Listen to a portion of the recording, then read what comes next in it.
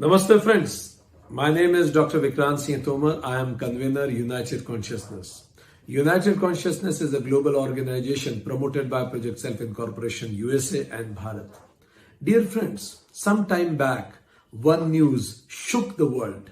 In the war zone of Syria, a 3-year-old child, badly wounded, was admitted to the hospital. Doctors could not save him, but before his death, that child looked at the doctor and said, "I am going to tell everything to the God." And the world really stood still. Every new child is a message of divine to us that the Creator is still not upset with us. But the mindset of division leads to struggles and leads to wars. The time has come that we should see oneness beyond these divisions, because we are already one in our worries for our kids. We are one and similar in our concerns for our family. We are one in our pursuit of happiness. We are one in our quest of peace. We are one in our struggle of avoiding pain. We are one in our concern for future. We are one in our consciousness.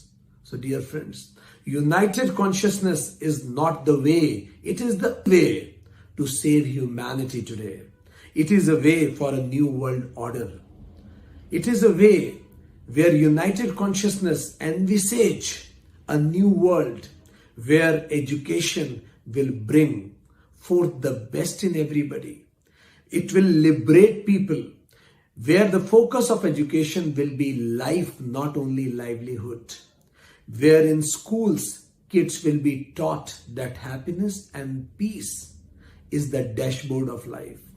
Where the language of superlatives and comparatives will not be used often. Where economics will talk more about gross domestic happiness rather than gross domestic product. Where war will be taught only in the books of history. Where stress and tension will remain only in the books of physics, not in humanity. Where depression will go back to find its place in the books of economics, not in human psychology. Where nations will be the units of economic development, social and ethnic upliftment, but not the boundaries of human freedom and human expression. Where we share this planet with other species, where we, instead of talking only on democracy, we will be talking on ecocracy, where we will incorporate all the plants, nature, animals, and give them their righteous place, their appropriate place in this planet, where even they are applauded and respected as a being on this planet. So dear friends, the time has come to choose, and there are two choices. One choice is united consciousness, and another is divisive catastrophe. Because we make choices, and finally choices make us. So let's choose wisely. Let's choose love. Let's choose togetherness. Let's choose united consciousness. In order to choose united consciousness and celebrate it, we are organizing on 11th, 12th, 18th and 19th of December a global spiritual fiesta, United Consciousness Conclave 2021. So let's together explore united consciousness with amazing speeches and panel discussion. Experience united consciousness through meditation and yoga, and express united consciousness through dance and music. Around 100 countries will be participating in some or the other delegates or representatives of around 100 countries will be there as spectators or participants in this global program. I welcome all of you to sit back, relax, and enjoy this beautiful journey of united consciousness. I would also like to thank Indian Council of Cultural Relationships to promote this event, to support this event world over. Thank you very much.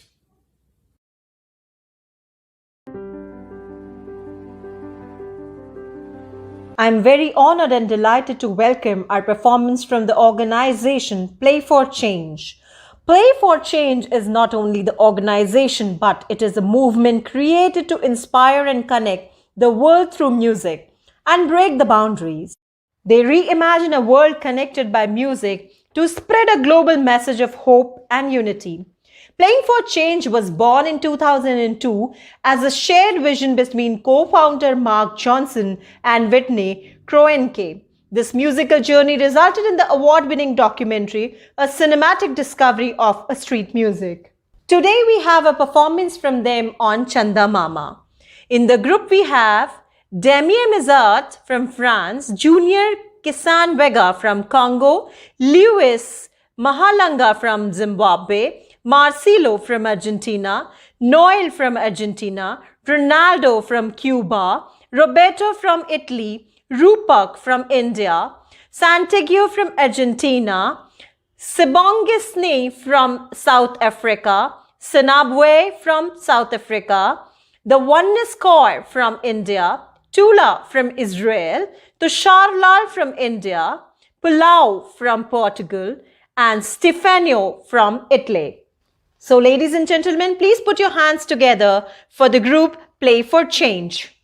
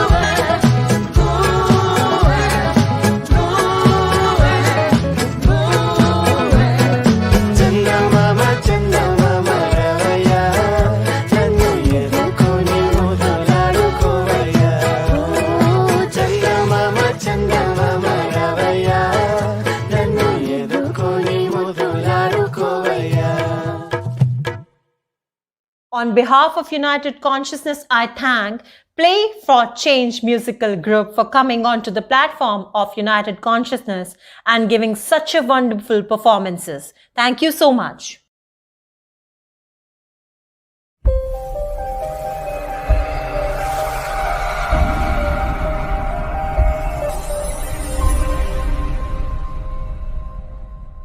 On behalf of Project Gita and UCC India, we welcome our chief guest, Dr. Vinay Sahasrabudhe.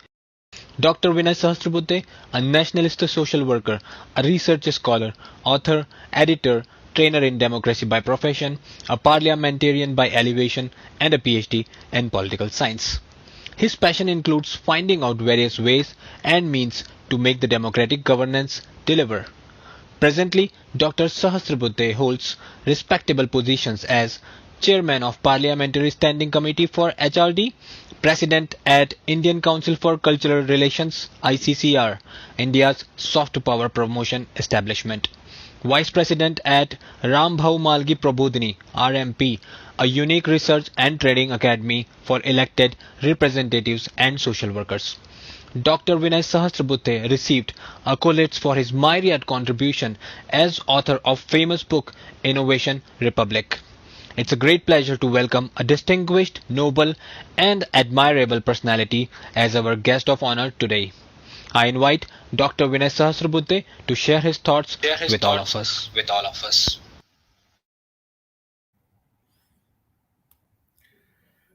Thank you, everybody.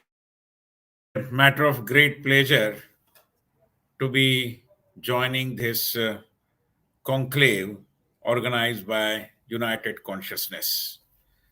I really admire and commend the efforts of Professor Vikrant Tomar. I'm calling him professor because he is essentially in teaching and training, and all his colleagues, not only in India but across the globe, who have put in all their efforts, and I must say Herculean efforts, in organizing this United Consciousness Conclave.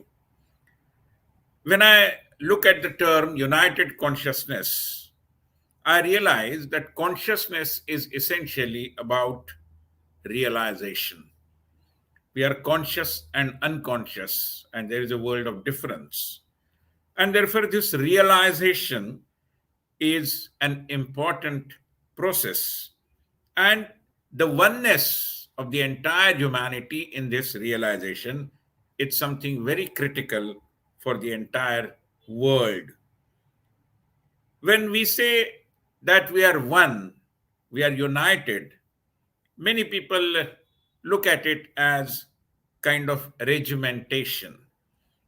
But let me make it very clear that oneness is neither a tool for regimentation nor it is an approach of straitjacketing. In fact, it is offering level playing field. When we say we are one, naturally all the differences are supposed to disappear. The feeling of oneness is a way to realize that we are all human beings and there is nobody superior and nobody inferior.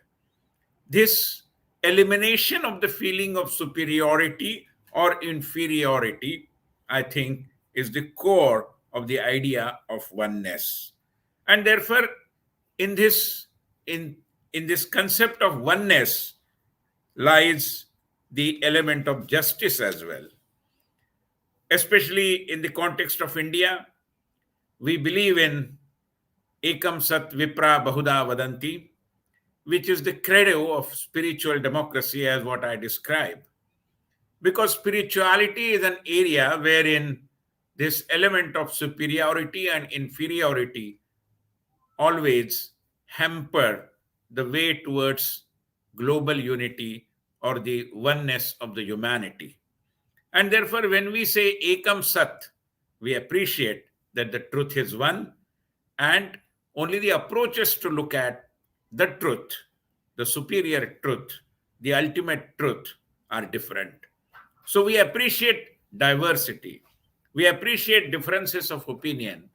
We appreciate variety of approaches. But all these things ultimately merge into what is Ekam Sat, or the ultimate truth. And this is important to appreciate because many a times it so happens that people describe or define the idea of democracy in the way that suits them. Democracy is all about accommodation, but it doesn't mean that democracy required to accommodate those who are against democracy. Because if we accommodate such elements, I believe it will be self defeating.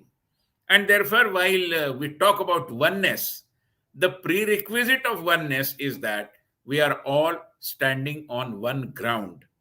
And there is some element of unanimity, some fundamental element of consensus.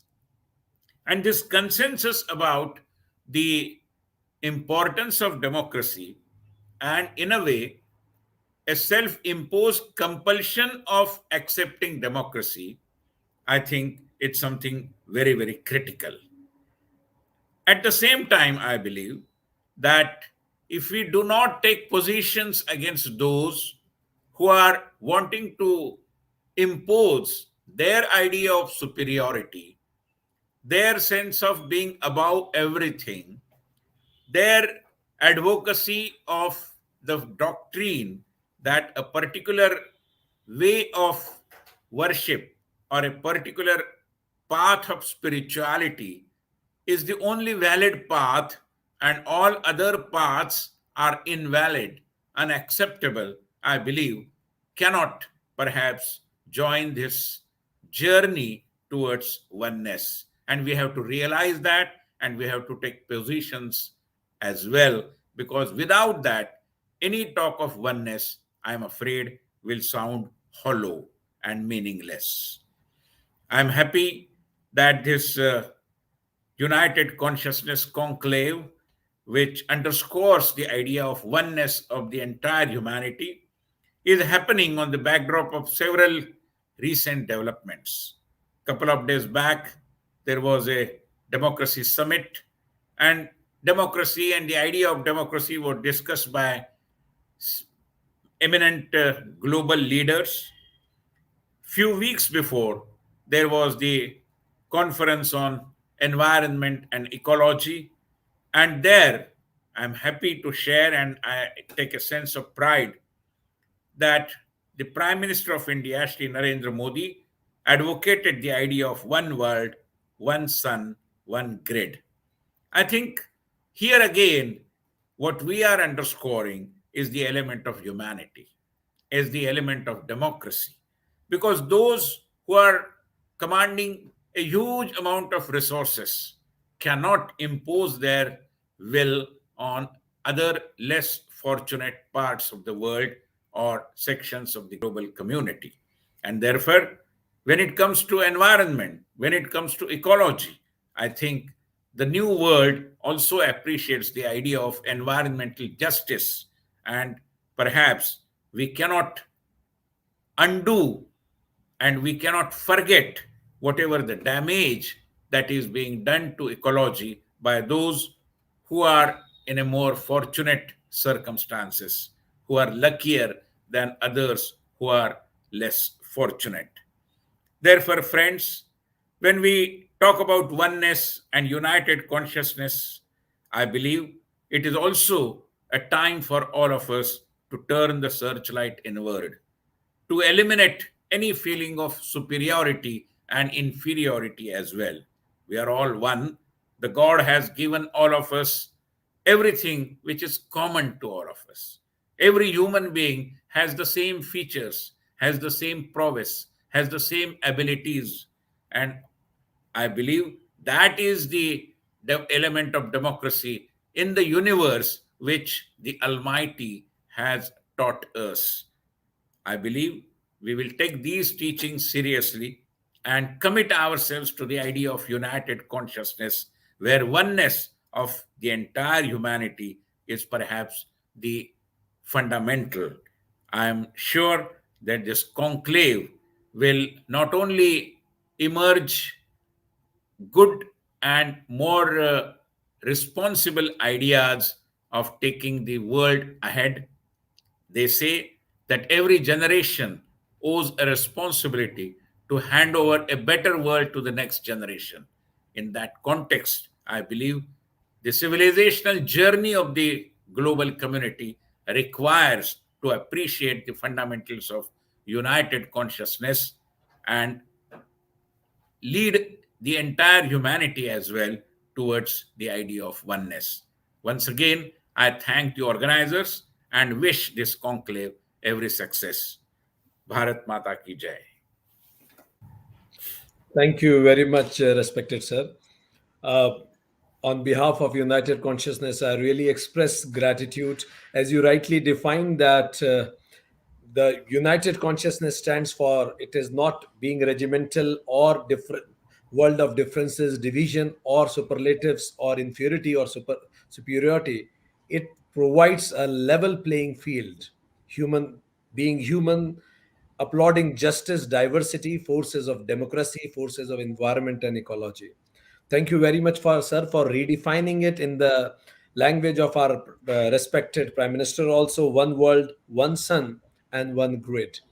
Sir, if you don't mind, I got a intriguing question from the audience, and I received it from US. I'm surprised they are still awake. The question is: I loved your idea on ecology. What can I, as an individual, contribute in it? So, if you may, in No, it's a very important question because issues like ecology and environment, many a times we believe are for the global leaders and global bodies to decide about. I'm sorry, they are for all of us to observe and understand the importance of our own lifestyle. If we are responsible in shaping our lifestyle, the amount of consumption and the way we consume natural resources, which are not infinite, and therefore the limitations of natural resources, I believe we need to appreciate and be responsible in consuming them, whether it is water or any other natural resource. And if only if we do that, I am sure we will be able to hand over a better world with a better ecology to the next generation. And this is applicable to all generations. thank you very much. I'm sure it answers the question. Sir, thank you very much for blessing us through ICCR also, and personally giving time to us, sir. Thank you very much. Thank you. Regards, sir. Namaste, sir. We thank Dr. Vinay Sahasrabuddheji. We are honored, sir, to receive your visionary, insightful and motivating thoughts, which will encourage us throughout the endeavor.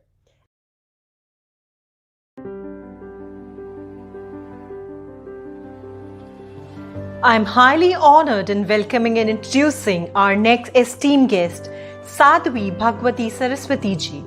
She is a renowned motivational speaker and best-selling author, providing spiritual services, wisdom teaching, sacred actions, and deep spiritual practices. Presently living at Paramarth-Niketan in Rishikesh, India, but originally from Los Angeles and a graduate from Stanford University.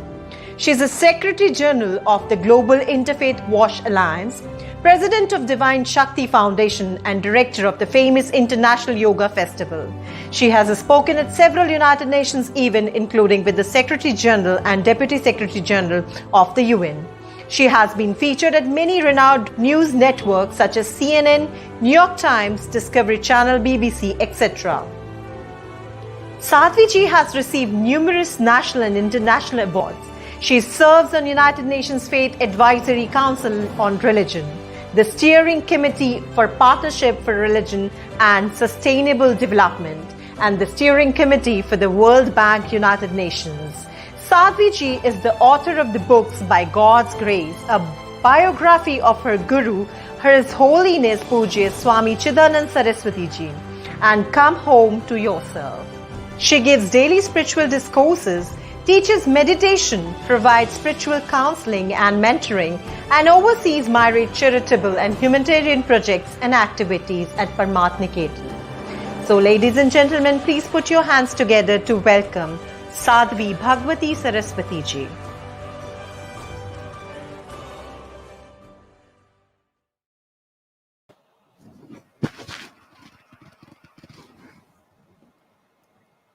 What a beautiful honor and a beautiful blessing and joy to be with you all, and especially at this beautiful summit, this coming together, this confluence of unity, of oneness, of the truth of who we are. We don't need to come together as one. We just need to remember that we are one.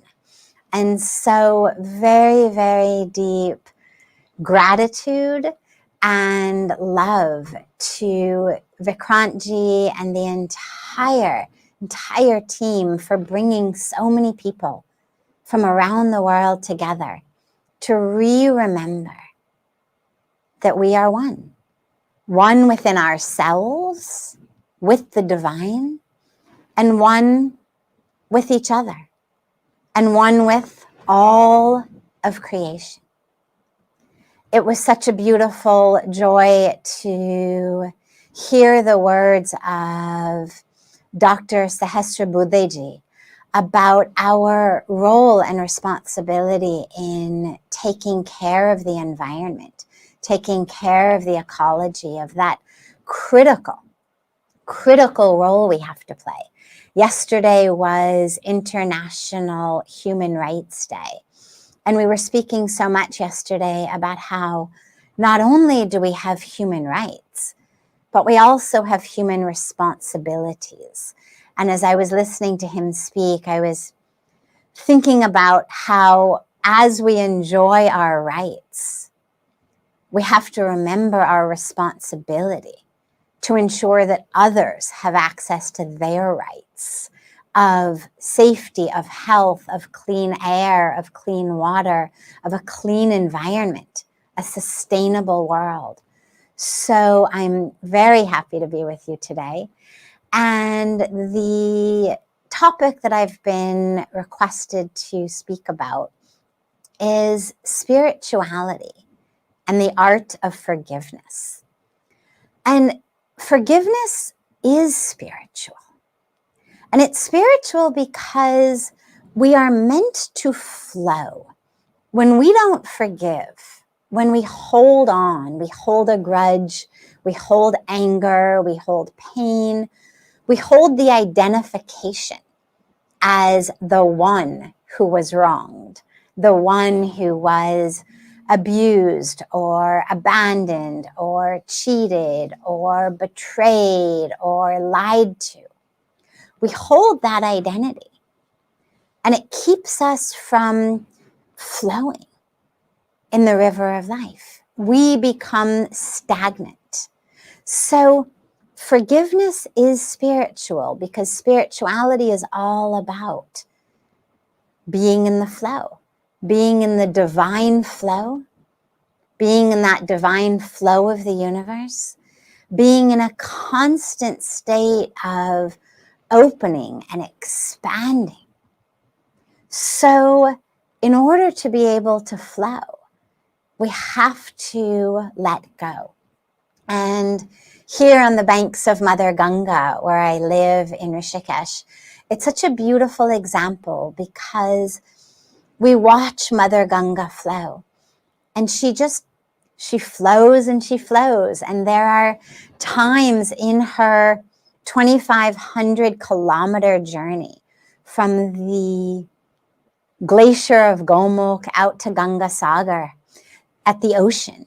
There's times where she flows very wide, where the riverbed is very wide.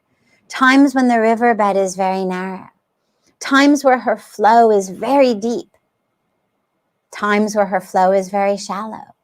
times where she's flowing in a straight line, times where it's curving, times where there's even river rapids, such turbulence. And then there are times in which that flow goes over big boulders, huge boulders in her path, but she keeps flowing. And as we watch her, we take this beautiful inspiration that in our lives, there are going to be times where things seem very beautifully wide and smooth and moving according to the way we want, calmly. But then there are going to be times where it may seem very narrow, times where we seem to have lots of curves in the road of our life, times where there even seems to be a great turbulence, great turmoil as the rapids in our life, times when there are rocks, hurdles on our path. Too frequently we see them in the form of other people, what they've done to us that become these hurdles. But we take inspiration from Ganga every day of just keep flowing. Whatever the riverbed may be, our duty, our dharma is just to keep flowing. So when we talk specifically about forgiveness, though, the core issue that always arises is people say, well, how can I forgive this? This person cheated, abused, betrayed, lied, harmed. These things are unforgivable. How can I forgive? And doesn't forgiving mean that what that person did is okay? And that sense, that incorrect myth around forgiveness is actually what keeps us from forgiving. We think, well, I can't let go. I can't forgive because somehow that means that what the person did is okay. It means that the universe will absolve them of whatever they've done. But that isn't true at all. The law of karma is perfect. Whatever seeds someone plants, those are the trees that are going to grow. Those are the fruits they will have in the garden of their life. Whether they're sweet, whether they're bitter, depending on the seeds that people have planted, depending on the karma they have done, they will get those fruits. And by the way, even if we wanted to absolve them, even if we said to God, okay, God, I forgive them, you can absolve them. That's not in our power. We're not the karmic police. God doesn't come down and say, hey, what do you think I should do with this person? Forgive them, not forgive them? God doesn't ask us that. Nor does God tell us, get a diary, get a pen, please make notes, keep lists of who's done wrong so that I can make sure that they get punished. God doesn't ask us to do that. The law of karma is perfect. Whatever people need to receive in response to the seeds they've planted, the actions they've done, they will receive them, whether we forgive them or not. Our forgiveness has nothing to do with what karmic fruit someone else gets. Our forgiveness has nothing to do. This is worth repeating over and over again. Our forgiveness has nothing to do with the universe absolving someone or condoning someone for what they have done. We forgive for one reason and one reason only, and it has nothing to do with what the other person did. We forgive because we deserve to be free. Forgiveness says, I deserve to be free. You harmed me. You lied, you cheated, you abused, you betrayed. That's your karmic package now. but I still deserve to be free. Your anger, your ego, your ignorance does not have the right to take my freedom away. My freedom is my right. But if I don't forgive, I cannot be free, because then I am stuck. I am bound literally by chains to the person who did it to me, to what was done, and to the identification as the person who was harmed, who was wronged. So to forgive says, I deserve freedom. Yes, I was abused, abandoned, betrayed, lied to, cheated on. And still I deserve freedom, because that is my birthright. And so whatever you are holding on to, recognize that your freedom is much more valuable than whatever grudge you're holding, and that whatever someone else did does not have the right to take your freedom. But also remember that when we hold grudges, we become the abuser of ourselves. Someone else did something to us, maybe once, maybe 10 times, maybe 100 times. But now we are the ones harming ourselves every minute and every moment of our lives.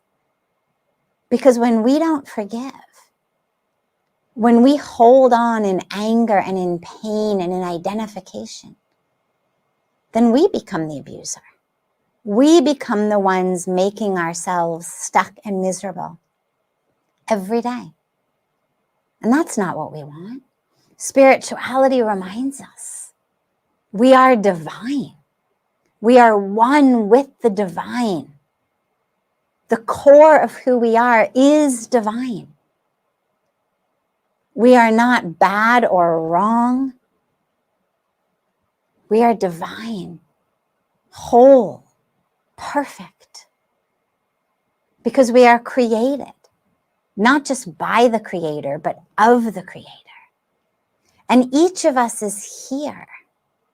Our dharma on earth is to wake up, to truly understand, experientially to know that divinity in ourselves.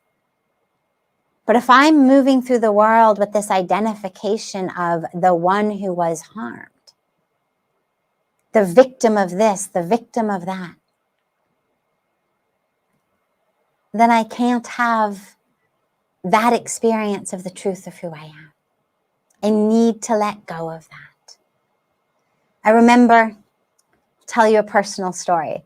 So I remember when I first came to India 25 years ago now, and I was sitting in front of Pujaswami Chidanand Saraswati Ji, who now is my guru. At the time, I had just met him. And everyone was asking him so many questions. And so I thought, okay, let me also ask a question. And I used to really struggle with stress, with fear. And I asked him about fear and how to be free of fear. And he said to me, you fear because you don't trust. And I then gave him my whole story, my whole history of challenges, of trauma, of abuse, of abandonment, of so much struggle from early childhood. And it was a story that up until that moment had always just gotten me a lot of sympathy. Everyone always would say, oh, ho, ho, you poor thing. But Pujaswamiji didn't. He looked at me and he said, are you going to take that to the grave? I was only 25. I said, no, of course not. He said, well, so are you going to let it go on your deathbed? Maybe a week before you die or a month before you die? And I said, no, God, of course not. You know, I'm only 25 and eventually I'll let it go. And he said, you're waiting for someone. You're waiting for someone to come in and draw that line for you, to tell you that now you can be done, that now you can be free.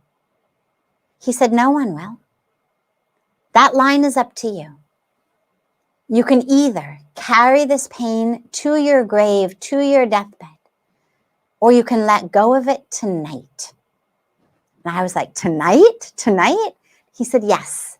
He said, we have this very sacred ceremony on the banks of Ganga called Aarti.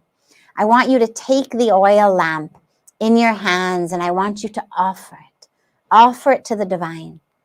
And then I want you to stand in the waters of Mother Ganga and offer all of your pain, all of your anger to the river. Now, I was a PhD student in psychology. You don't just give pain to a river. But because of who Puja Swamiji was, as this incredible being of enlightenment, of divinity, I made a commitment that I would at least try it sincerely. I knew it wouldn't work, but that I would try it sincerely. And what I want to tell you all today is, it actually worked. I stood in those waters for God knows how long. And I prayed and I cried and I prayed and I cried. And eventually, I was able to give that pain.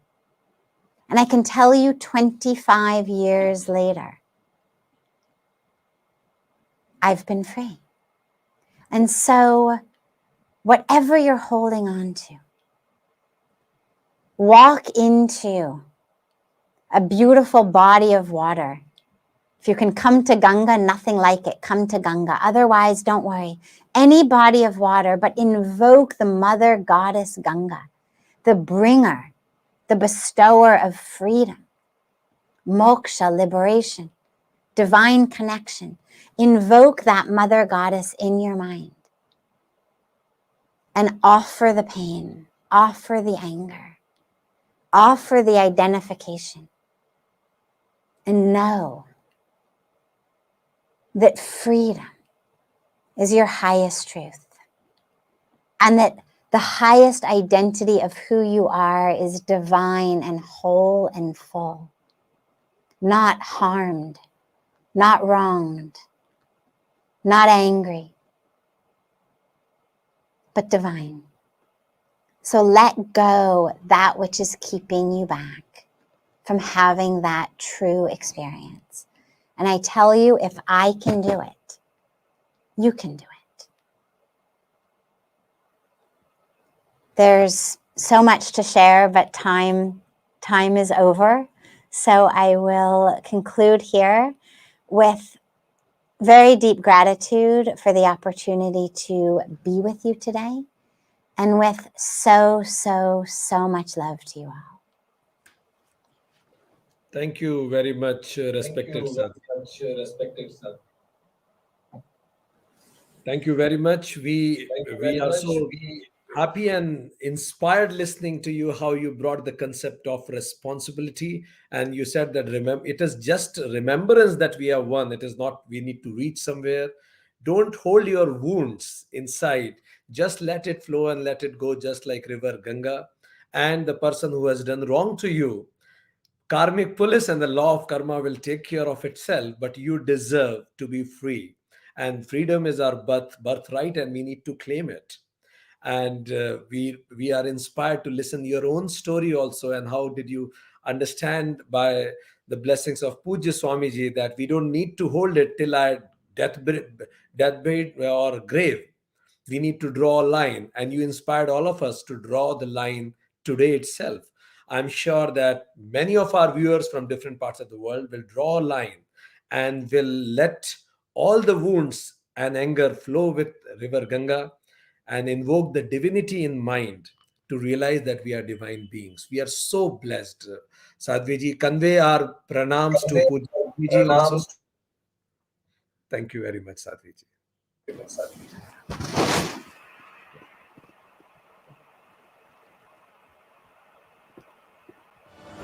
On behalf of United Consciousness, I thank Sadhvi Bhagwati Saraswati ji for coming on to the platform of United Consciousness and sharing her views. Thank you so much.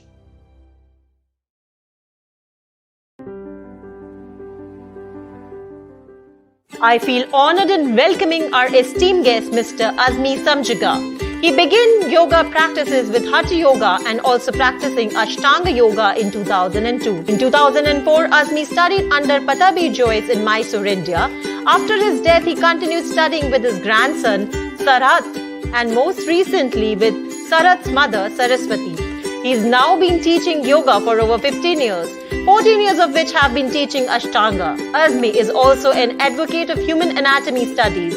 His earlier background in dance and massage has shown him the wonders of the human form. He recently completed a certification course on yoga anatomy and yoga therapy from Yoga International School of Yoga Medicine.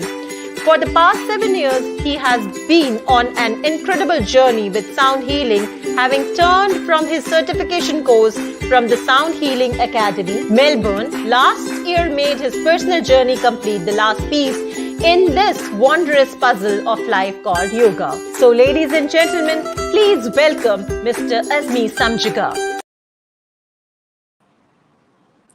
Hi everyone. First of all, I'd like to thank Dr. Vikram and his team for giving me this opportunity to come on this platform. I'm humbled by all the accolades that's going to speak or have spoken before. Initially, I didn't know what to say, but after hearing Dr. Vinay and Sadhvi Bhagawati and Sarawati, I thought my practices in asana has need to take a stand on how we create consciousness and seek forgiveness with all the things that we say to us and with all these things that we say to others. So, because for many of us who are not accustomed to just starting our journey in meditation, like sitting upright or being quiet by yourself. So and then there's this platform called the asana practice, right? Some of us can take a look at the asana as a whole, like just moving here and there, like my Guruji said. It's just but it's all about breathing practice also, right? And asana can be a wonderful and great platform to create consciousness, to cultivate awareness and to seek forgiveness. It's just an asana practice, but how we approach the asana practice in a more therapeutic and purposeful way that needs to be addressed, right? Some of us will just go into asana practice with the guidance of social media, which is not the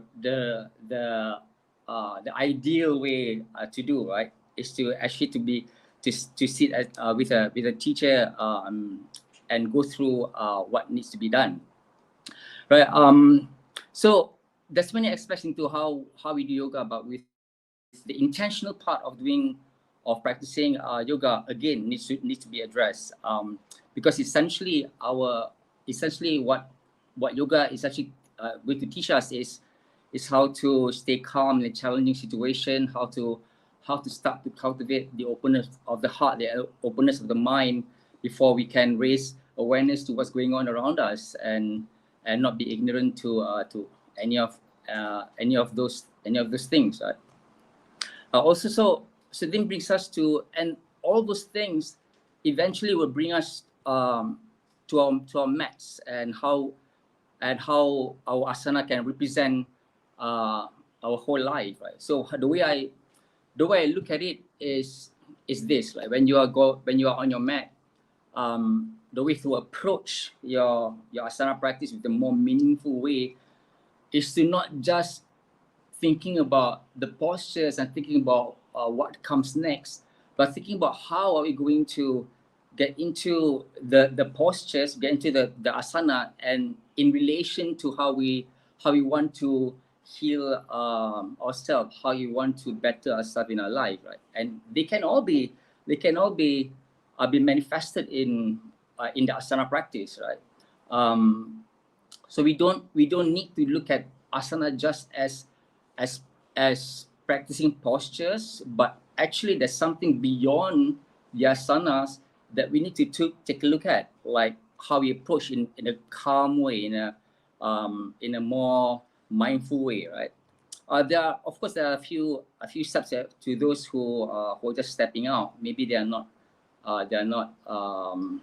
accustomed to receiving guidance a true guidance yet, and just instructions on asanas and all that. But now we have this platform, so we can take a look at into this platform and see how we can better ourselves in practice asana if we want to. In dealing with how we are going to heal ourselves and better our life. So the way I take a look at it when I'm on my mind is three points, right? The first one is the breath. I'll take a look at the breath as my life support, right? So the life support has to be good. That's the first thing that you need to think of when you're on your mat. And the second is that, and the asanas what you're going to take on, the asanas that coming after that, after you have attained this breath, is that the asanas can process the challenges or can represent challenges that we are going to take in our life. And in the whole, thirdly, in the whole practice, if you hold in the grand scheme of things, it's like that's the practice is, then the practice become our life. So we have to have a good life support, which is our breath, and then the challenges that we take on are the asanas, right? So then we take a look at, then the whole picture becomes meaningful. So there's meaning why we do this and why we do that. Otherwise, we're just moving around without being mindful of how we do it. It's not about what we are doing, but how we are doing it, right?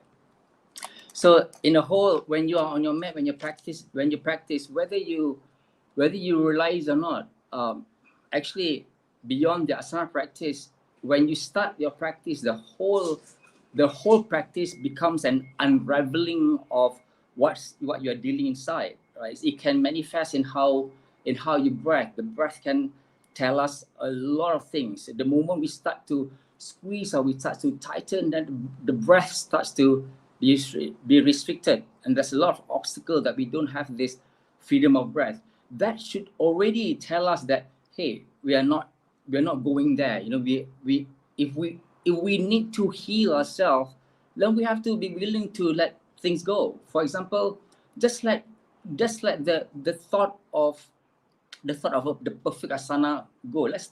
Let's let that go first and deal with the breath, because the breath can tell you your own capacity and your own ability to deal with this issue, right? Of this issue, what that manifests in different difficult asanas, right? The physical aspect is allowing the breath to be free, right? To be soft. And then when you move into a certain position, like for the lack of a better example, like take a forward bend, a seated forward bend, right? So when you sit, the moment you are in your seated position, before any folding forward comes in, then you have to look at your breath first. Okay, the softness of the breath, the calmness of the mind, right? And then you start to maybe raise your arms up. And then you don't start to engage everything up. You only engage what's necessary, your ability. And then we take a look at the end of it, whether you can find your edge and move a little bit further than your edge, right? So for example, raising your arms, pulling from the core, everything starts in the center. Everything starts where life begins, in the center of the body, right? So draw the belly in, lifting the heart. So you lengthen from the hip and then the rib cage and the shoulders. So the hands and the fingers, they are not engaged yet, right? So they're not necessary. So this is what I mean by engaging where necessary and relaxing where possible. This is the words of my guru when I was practicing Ashtanga, right?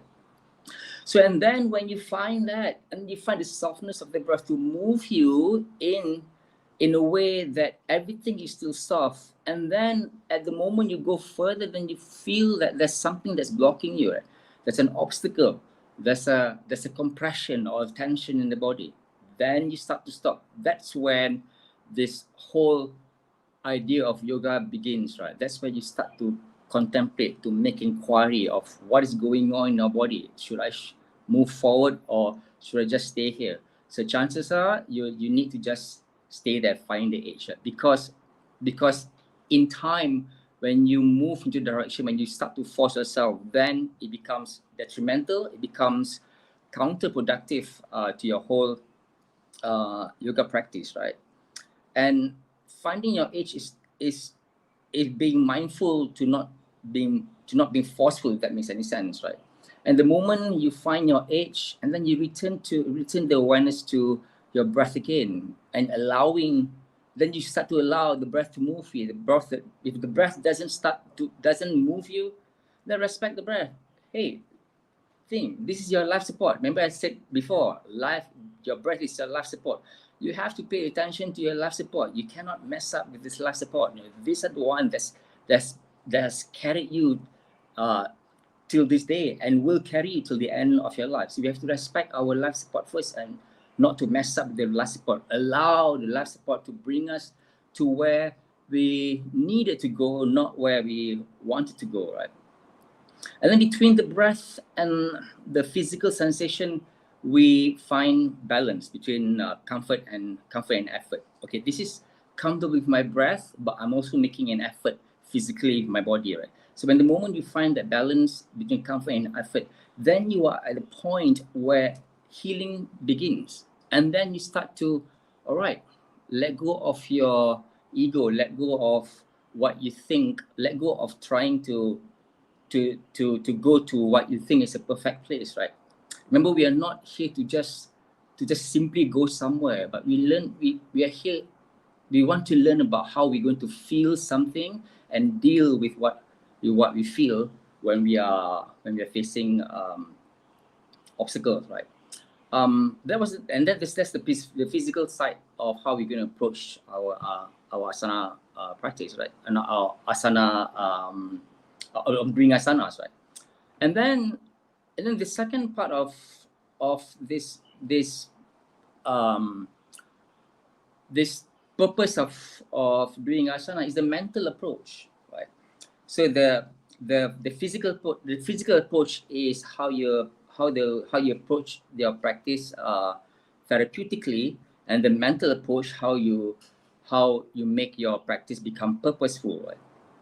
So at the age, so once the moment you find our age, like I said earlier, when you are engaging and you're moving, right? So when we find our age, not only the physical starts to be felt, but also now we are at our age, so we pause and we accept that we are so that this is all that we need to do, and we need to check our contentment with our own ability and capacity to do certain things or take on certain challenges, right? So we know if you are not well prepared or mentally prepared in this challenge, the only thing that can happen is just hurt.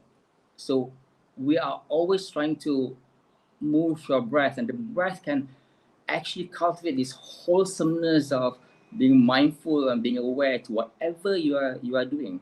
So then we tell ourselves that, so when we are there already at that point where we are content, where we accept who we are, and then now it's time to learn to be patient, as the ability to go deeper takes a while, takes this long journey, right? Then if we can accept all this, then we have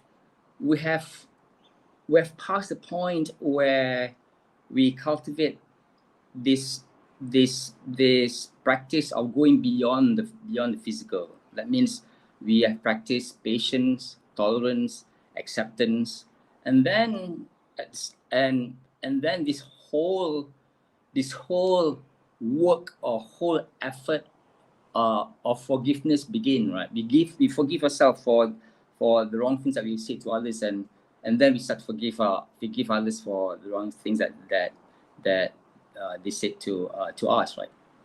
So otherwise, if we don't take a look at the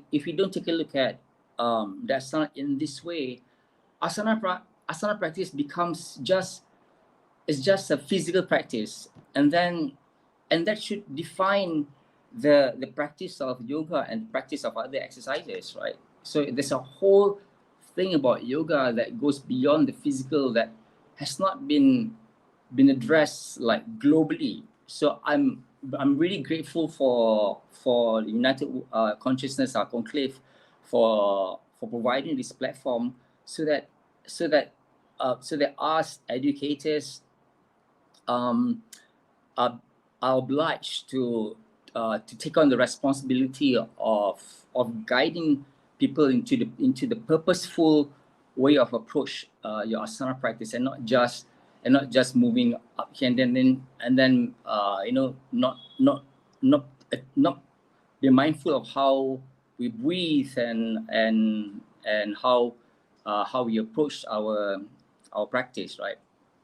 So all this practice is so important that for us who have asana, or have only asanas to practice it, or only know that's how we are going to approach life, right? So asanas can become purposeful if you could take a look at it in a mindful way and purposeful way, and also therapeutically, right? Thank you again. Thank you, Dr. Vikram, also for inviting me in this platform. I'm really grateful to be here and honored and humbled to be among the Socrates. Thank you very much, respected Azmiji. Thank you for elaborating that asana is the way of life. It can heal if we do it properly. It is not what you do. It is more important how do you do. It is not only physical but a mental approach. Thank you very much for being with us. Thank you so much. Thank you. On behalf of United Consciousness, I thank Mr. Azmi Samjaga for coming onto the platform of United Consciousness. Thank you so much. It's my privilege to welcome and introduce Yogacharya Dr. Anandabal Yogi Bhavani. He is Director of the Center for Yoga Therapy Education and Research and Professor of Yoga Therapy at the Shri Balaji Vidyapith University, Pondicherry. He is the Chairman of the International Center for Yoga Education and Research at Ananda Ashram, Pondicherry, and Yoga Anjali Natyalam, the Primary Institute of Yoga and Carnatic Music and Bharatnatyam in Pondicherry. He is a gold medalist in Medical Studies MBBS with postgraduate diploma in both Family Health and Yoga and the Advanced Diploma in Yoga. A fellow of the Indian Academy of Yoga, he has authored 9 DVDs and 25 books and 21 competitions on yoga. He is a classical Indian vocalist, percussionist, music composer and choreographer of Indian classical dance. He is a recognized PhD guide for yoga therapy and is the first Indian to be recognized as an IAYT certified yoga therapist by the International Association of Yoga Therapists USA. He attended conferences in UK, USA, Italy, Malaysia, Germany, Switzerland, Canada, New Zealand, etc. He is an honorary advisor to the International Association of Yoga Therapists, Australian Association of Yoga Therapists, Worldwide Yoga Foundation. He is a member of numerous experts committees of the Ministry of Ayush, including a National Board for Promotion of Yoga and Naturotherapy, Expert Committee for Celebration of International Yoga Day, and the Yoga and Diabetic Program. He is a consultant resource person for the WHO Collaborative Center in Traditional Medicines at New Delhi.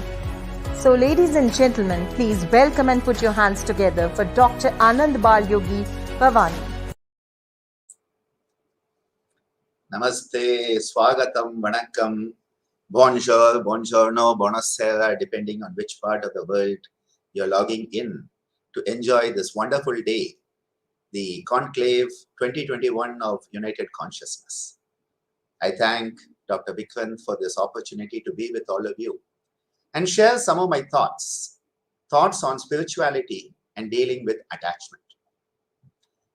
We human beings are social animals. Once we are born, we are given a name, we are given a family, we are given a society, and later on, we earn an education, we start to have our own family, and we start to have our own job with its titles and responsibilities.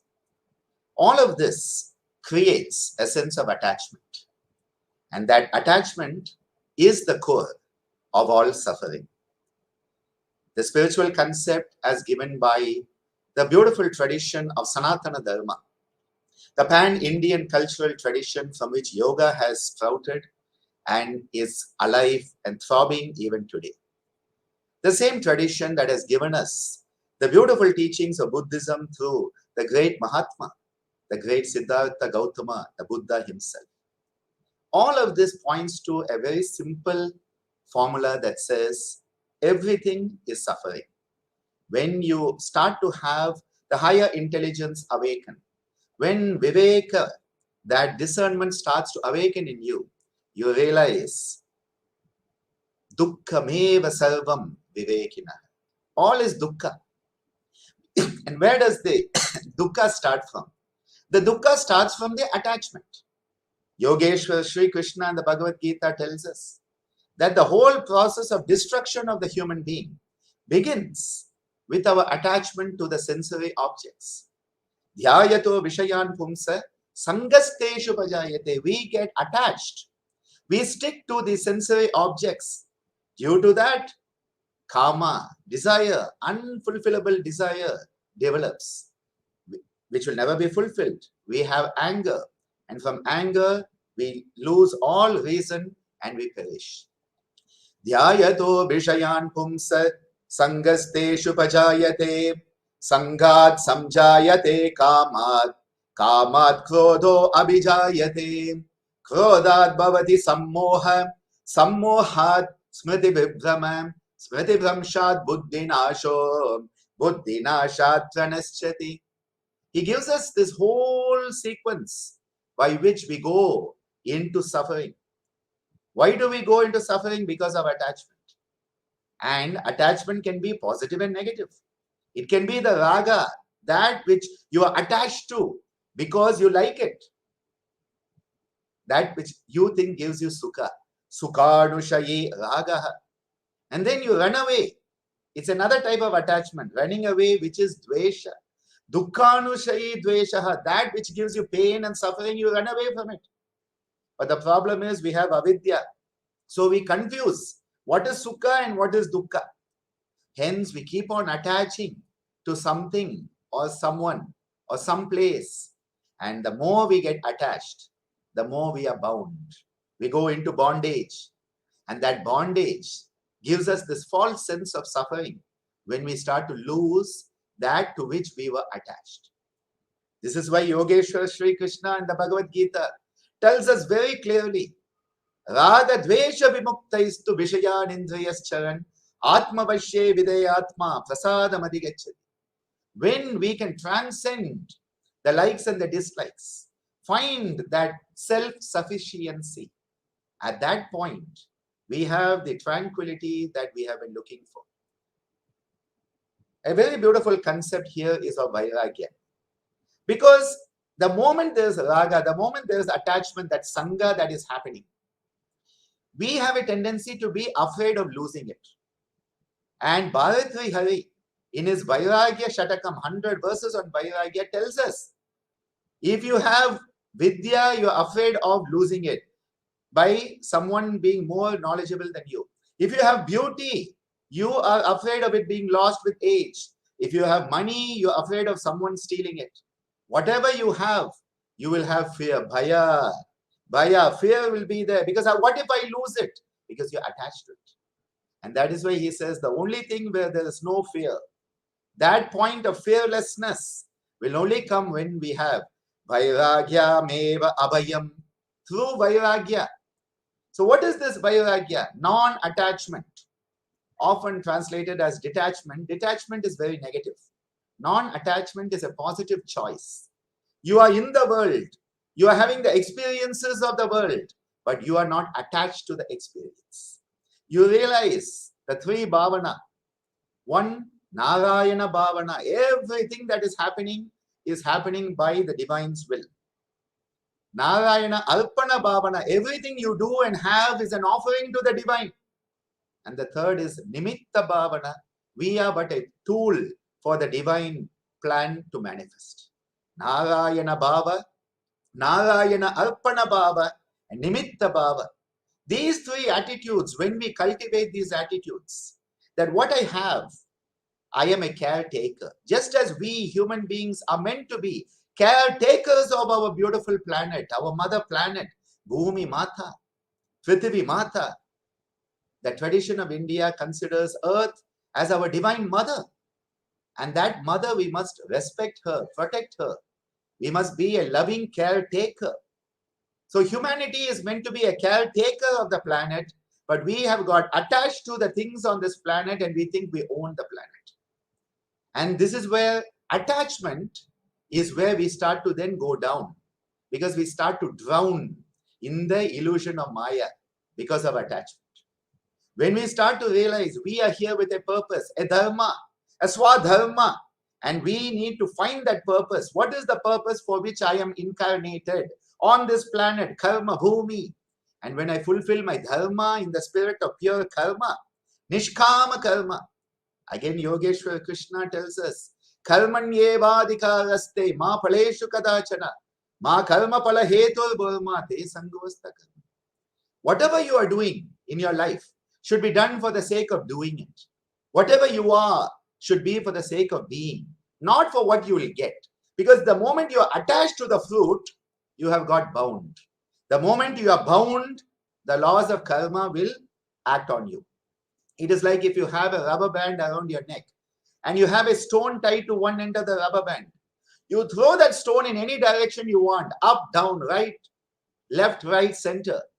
But what is going to happen? Wherever you throw it is going to come back, because that stone is attached to you. And so that stone, wherever you throw, is going to come back and smack you.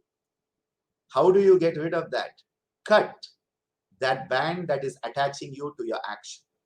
When your action can be free, nishkama karma, at that point, you don't have the attachment to it. Hence, the action becomes pure. When the action is pure, when there is a non-attachment, a dispassionate, non-attached living, you start to find the bliss. Because it doesn't matter whether somebody likes you or not. It doesn't matter whether you are rewarded or not anymore.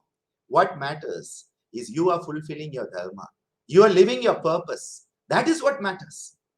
And this is why the teachings of yoga, the timeless teachings, are telling us that our sense of attachment is coming because of ignorance. The klesha called ignorance, which is the root klesha. It is from avidya, ignorance, that all the others, because we are ignorant of the reality, we tend to identify as a separate individual. A sense of duality, dichotomy arises. This is the asmita. And from that sense of derived self-identity, which is a mal identity, we then start to have likes and dislikes. I like this, I don't like that, and we get attached to our likes and dislikes. And on top of that, we have abhinivesha. We want for this to survive at any cost. The survival instinct kicks in. Avidya, asmita, raga, dvesha, abhinivesha, klesha. And this is why the path of eradicating the kleshas, which are the root source of karma, the kleshas, klesha mula karma shaya. Because of avidya, you have asmita. Because of asmita, you have raga, dvesha, and abhinivesha, and you attach to everything. Because of attachment, you are bound. Because you are bound, you drown. And that is why you have to liberate yourself. That is the path of Kriya Yoga of Maharishi Patanjali. Tapas Swadhyaya Ishvara Pranidhanani Kriya Yoga. And through Kriya Yoga, Samadhi Bhavanartha Klesha Tanukaranartascha. Through following Kriya Yoga, Tapa, discipline, living a disciplined life. Swadhyaya, introspectional self-analysis using the spiritual GPS, the spiritual selfie, turning the camera on ourselves, observing ourselves without identification, without condemnation, and without justification. And then realizing that we are just the drop in the ocean, Ishvara Pranidhana. And when we open up to the universal perspective, acceptance comes in. Acceptance is one of the most important stages in dealing with attachment. And especially when attachment has led to loss and grief. When we have grief, when we have trauma, when we have a loss, a sense of loss from losing that which we were attached to, it is so important to begin to have that sense of acceptance. Because without acceptance, we will go through what is called dada, denial. The first thing is we say, oh, deny. No, no, no, there's no problem, nothing, nothing, nothing, nothing. And we deny it. The next thing is, once we have to face it, we get angry. Denial, anger, DA. Then comes depression, Vishada. Oh my God, my life is so bad. This has happened to me. Everybody else is fine. Only I am suffering. All this type of stuff. Denial, anger, depression. And the fourth, most important A, is acceptance. When we begin to accept that which happens in life is part of our learning curve. That which happens in life is part of our transformative journey of yoga.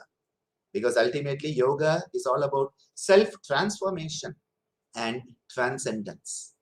When we start to transform ourselves through the beautiful teachings, the timeless teachings of yoga, and when we start to transcend the unreal for the sake of the real, then that glorious Vedic mantra, Asatoma Sadghamaya, Tamasoma Jyotirghamaya, Mrityorma Amritangamaya, Hari Om Tat Sat.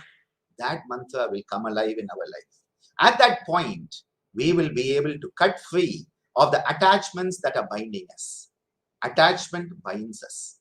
And it is very ironical that one of the qualities of a sadhaka, of a spiritual seeker, is mumukshutva. So mumukshutva is the burning desire for liberation, that you will do all your sadhana for the sake of liberation. You become attached to your own liberation. You get attached to your own sadhana. And this will take you to that pinnacle, that threshold, but it will not take you to Kaivalya. Because even at that point, the threshold of Kaivalya, you have to have Paravairagya. You have to be able to say, thy will be done. In that moment where you have done your best, to get to the threshold, at that point, you leave the rest. And in that moment of leaving the rest, giving over to the higher, and accepting the universal divine conscious will, at that point, you presto in Kaivalya. The journey to liberation begins when we start to understand, what is it that I am attached to? Why am I attached to it? Why is that attachment limiting me? It is said that the mumukshutva, the burning desire for liberation itself, can be extinguished by our attachment, putreshana, to our progeny. It can be vitteshana, due to the attachment to the knowledge. I am so knowledgeable, I have all of this, and so you get attached to it. It extinguishes the burning fire that is enabling you to move towards Kaivalya. Putreshana, vitteshana, and lokeshana. The burning desire gets eradicated, extinguished, because of our attachment to who we are in this world. I am the big so-and-so. I am the director. I am the yogacharya. I am the Mahapuba. I am the father. I am the son. All that, it limits us.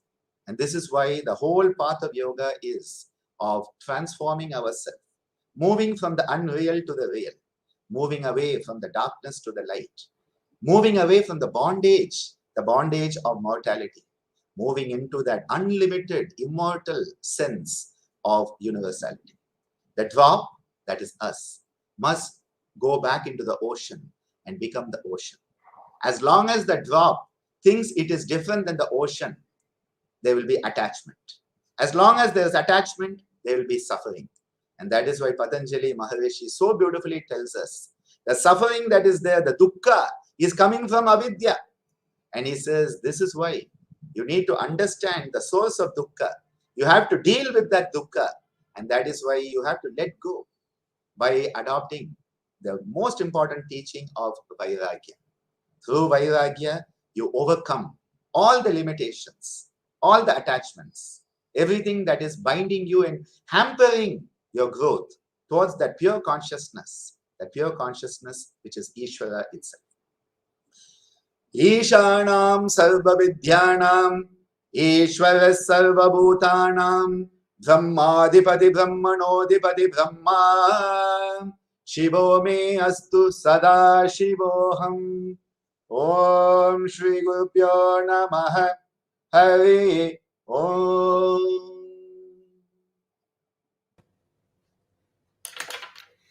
Thank you very much, respected Bal Yogiji. It is such an amazing and inspiring thing that you mentioned.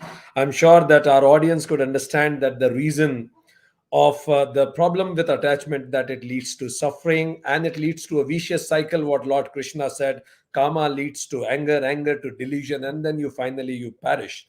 And you rightly identified, as Yoga Sutra says, about avidya is the root cause of that attachment, and that's why we confuse things, and that it leads to asmita and then raga, dvesha, and abhinivesha. The beautifully you said it, and you brought vairagyam, non-attachment, which is a positive choice as a solution, and three attitude that you rightly mentioned: Narayana Bhavana, Narayana Arpana Bhavana, and the Nimitta Bhavana. Karma in the spirit of dharma, doing for the sake of doing and being for the sake of being nishkama, and cut that bent of attachment, and then action becomes pure. And you so beautifully mentioned that Kriya Yoga is the solution, Tap Swadhyaya and Ishwar Pranidhana, that I am a drop in the ocean. And finally I realized that probably the ocean is there in that drop even. And then you mentioned proper beautifully that denial, anger, depression, and finally acceptance leads to it starts with self transformation, leads to self transcendence, leaving even the feeling of liberation, mukshutvam even, that will help us to reach to astoma sadgama, and realizing that thy will be done, and do your best and leave the rest. Such an amazing and inspiring thing. We are so honored to have you here, and we are sure that you'll keep us blessing. Thank you very much. Absolutely. Thank you so much. Dhanyavadaha. On behalf of United Consciousness, I thank Dr. Anand Bal Yogi Bhavani to come onto the platform of United Consciousness and sharing his views. Thank you so much. A very beautiful quote by Perry Tailhard de Carden explained that we are not human beings having spiritual experience, but we are spiritual beings having human experience. We have come into this world with an innate wisdom and spiritual nature, but through our conditioning are unable to unfold it. So it's time to realize the true nature of ourselves. It is time for panel discussion on the topic, We Are Spiritual Beings. Our next panelist is Dr. T.P. Sasikumar, who is a life mentor, educationist, motivational speaker, psychological life career counselor expert, life image building peak performance coach, spiritual master with Himalayan tradition. Dr. Sasikumar worked as a scientist in space department for 2 decades. He worked as director of UGC Academic Staff College and went on to serve as a deputy director at Directorate General of Security, Cabinet Secretariat, New Delhi, before taking voluntary retirement in 2009 to serve the society. Associated with university as professor, head and executive director, and with corporate social responsibility. He is an MSc, MPhil, PhD, LLB, MA, MBA, MS, and learned Vedic traditions, astrology, Agma Shastra from Bharatiya Traditional Masters. He is a published author of titles Rhythm of Life, Life Made Simple, Life of Love, Adaptive Learning, Emotional Intelligence for Corporate Communication. He is a regular international guest speaker and also a media contributor. In the panel, we also have with us Ms. Ajit Kaur, also known as Ms. Akiko Suzuki. She was born and raised in Hiroshima, Japan, and always been interested in how to make a peaceful world since she was young. Seeking her own peace of mind, she started Kundalini Yoga. In 1990, she participated in the world's largest Kundalini Yoga festival, Summer Solstice Sadhana. Ajit is 500 hours KRI internationally certified Kundalini Yoga teacher and professional teacher trainer. Her mischievous teaching training style is welcomed all over the world, including China, Taiwan, Indonesia, and the USA. Ajit loves witnessing people transforming, experiencing their own beauty and peace via the practice of Kundalini Yoga. She has translated and published Kundalini Yoga from English to Japanese by Sakata Kaur. Ajit is also a gifted drawing illustrator and highly skilled at playing her handmade healing harp. It's my pleasure to welcome and introduce our next eminent guest, Professor Bhupalan Pillai from Durban. In 1967, he was appointed as a junior mathematics lecturer at the University College for Indians and obtained a doctorate degree in mathematics in 1977. He is currently Emeritus Professor at the University of KwaZulu-Natal. He accepted Shri Swami Sivanandji from Divine Life Society of South Africa as his guru in 1982. Gurudev appointed 24 years old Srinivasan as its secretary. By 2000, Gurudev had more followers in South Africa than any other Hindu spiritual head. Srinivasan became Swami Sajananda in 1956 and remained head of the institution till his Mahasamadhi in 2007. Today, the society has published over 30 books at its state-of-the-art printing press and completed 616 projects like school, creches, hospitals, old age homes, mostly in deep rural areas, in addition to refurbishing over 50 Hindu temples in Durban. Professor Pillai had served on the Board of Management of Divine Life Society of South Africa from 1982 to 2011 and on its editorial committee since 2011. Currently, he is secretary of project subcommittees. Our next guest is from Australia. She is Karine Shelshires. She comes from background of social research, planning, policy and community development, an advocate of social justice. She has a Master's of Philosophy in Housing. She has been a teacher in higher education and was president of Australasian Association of Yoga Therapy. She is trained in the tradition of Krishnacharya and remains a student of Dr. N. Chandrasekhan and Saraswati Vasudevan. She presented a paper on the use of chakras in yoga therapy at the International Yoga Therapy Conference in Japan in 2018. She is teaching synchronized breath focused yoga, incorporating guidance for a calm mind, strengthening and revitalizing the body and restoring the whole system. Today's panel discussion will be moderated by Dr. Vikrant Singh Tobar, convener United Consciousness. Dr. Tomer is an acknowledged trainer, academician, scholar, writer and a management consultant. He's a freelance trainer and served the cabinet ministers of state, MLAs, police officers and tycoons of the business world. His aim and objective is universal brotherhood and happiness through harmonizing the knowledge from the ancient scriptures into our lives. So I welcome all our guests for panel discussion.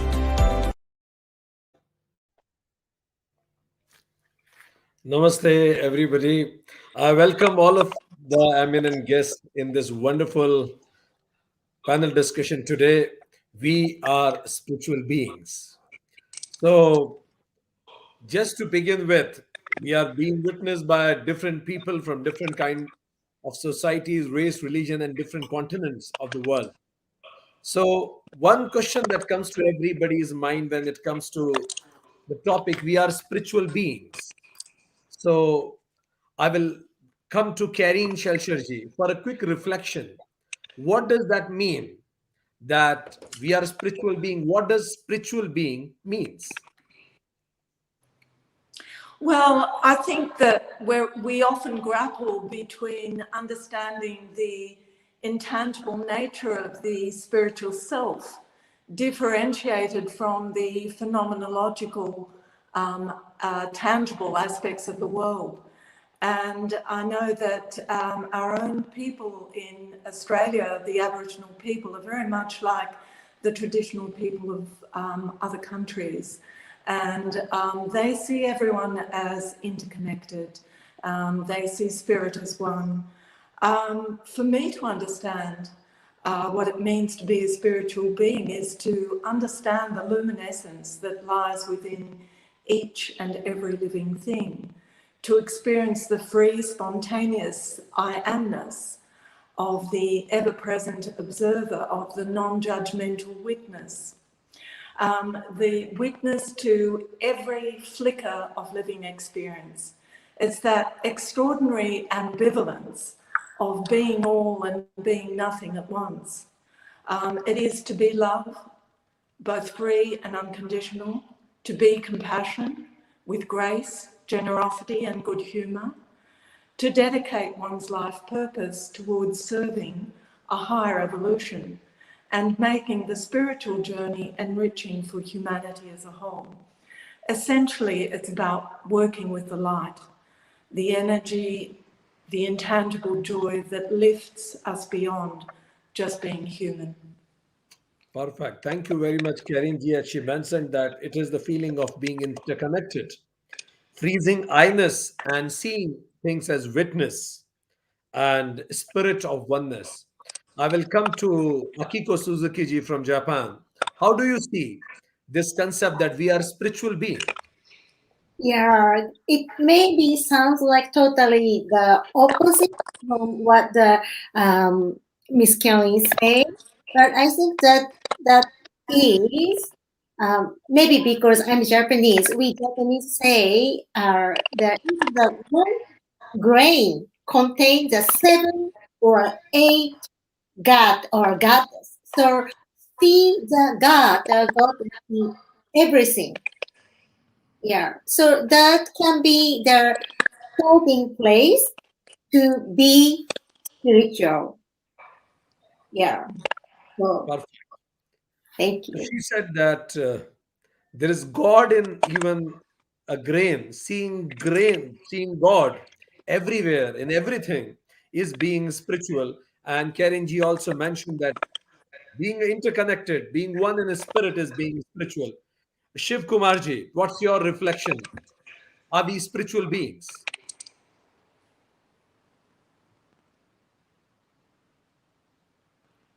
Shashi Kumar ji, if Yeah, I'm Dr. TP Shashikumar, Dr. TPS. ji, ji. Thank you, Tomar, for this. We are trying to define something beyond us. The basic problem is we want to define, we want to measure, which is immeasurable. We want to define something which cannot be defined. That itself is the biggest blunder. Just now, my sister from Japan said the seed grows and there is an energy inside the seed. What makes the seed to grow? What makes another seed which need not grow? The energy is inside, but it needs to be put in a good environment with a very specific process of a nature definition, which probably as human we know this. That is what most of the people speak. If you keep asking questions to ourselves, we will know that we don't know any of this, but there is something which is beyond our knowledge, which happens, and that is what the seed makes it to grow to be a big tree.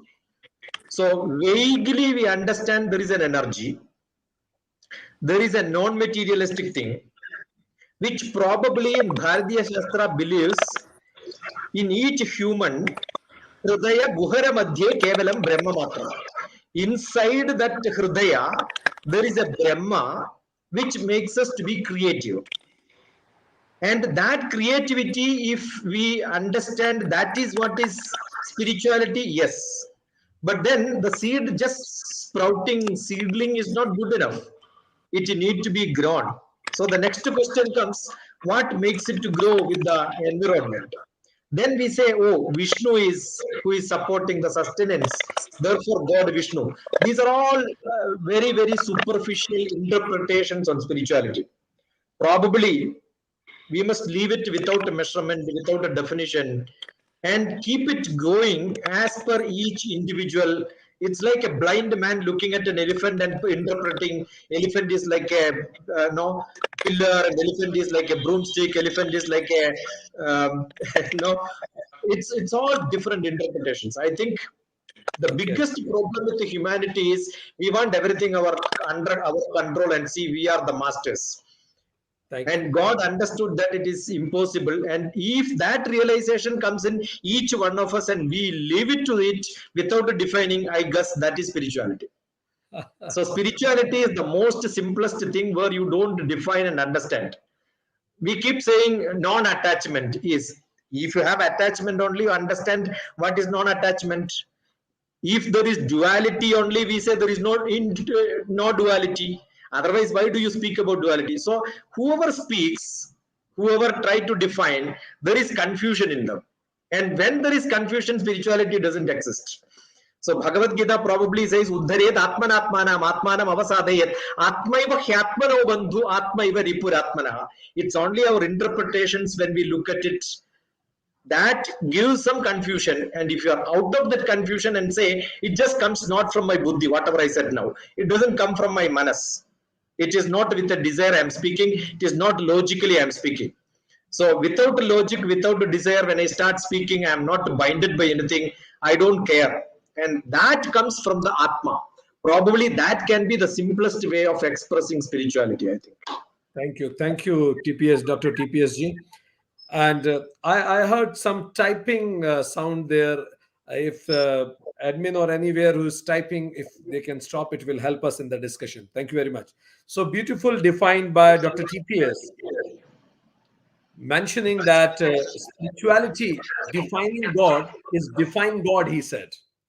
And he beautifully said that, yes, seed, there is God in the seed, but what makes that seed grow is probably Brahman. And when you stop identifying with buddhi, manas, and logic and go beyond it and identify with your own being, he used a word for that, Dr. TPS said, Atma, then probably you may call yourself spiritual. I'll come to Professor Pillai from South Africa. Is spiritual being, is knowing God, does it mean that a God realized being, are they same? When we say spiritual being and God realized being, are they same or are they different? You may need to unmute, Professor Pillai. You may need to unmute. Ji, carry on. Again, it is muted. You may need to unmute, Professor Pillai.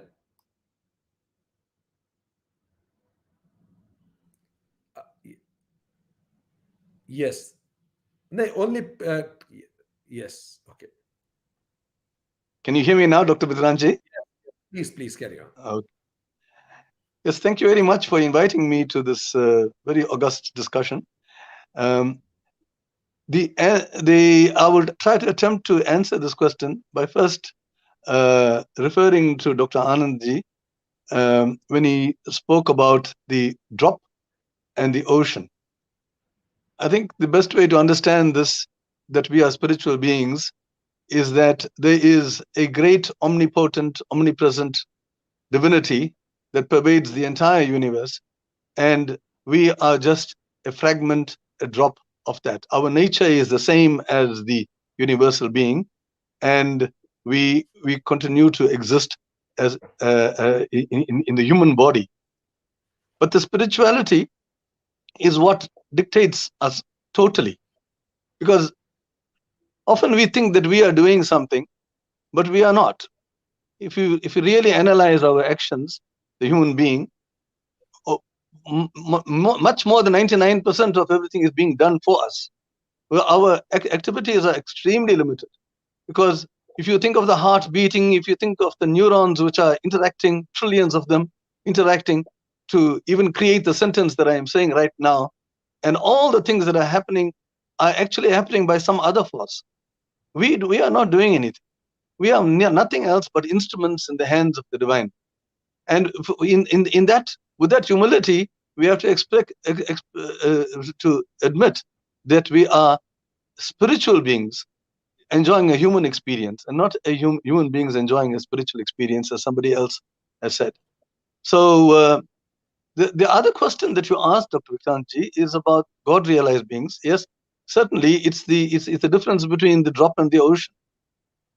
Amongst the whole process of sadhana is to take the human being in his rather imperfect form to that perfect being.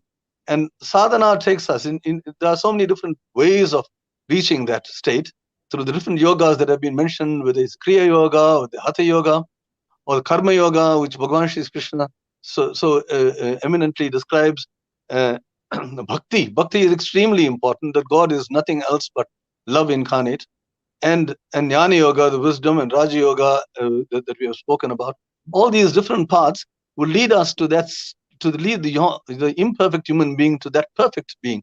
And the existence of Lord Rama and the Maryada Purushottama and and other great saints of the past, Buddha, Shankaracharya, and other beings, give us, the human beings of this era, an indication as to what that state is. Because Vedavyasa and the great rishis of yore, together with modern saints, like Sri Aurobindo Ghosh and Swami Samananda Ji, my guru, and Sri Ramakrishna Paramahansa and Satya Sai Baba, and various other saints who have existed on this planet, have attained that state.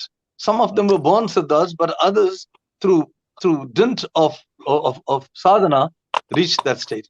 So the difference between a God-realized sage and a spiritual being is that we are spiritual beings, but to attain that state, it's a very thorny path, and one has to go through that whole process, like Mother Ganga, before she reaches that final beatitude.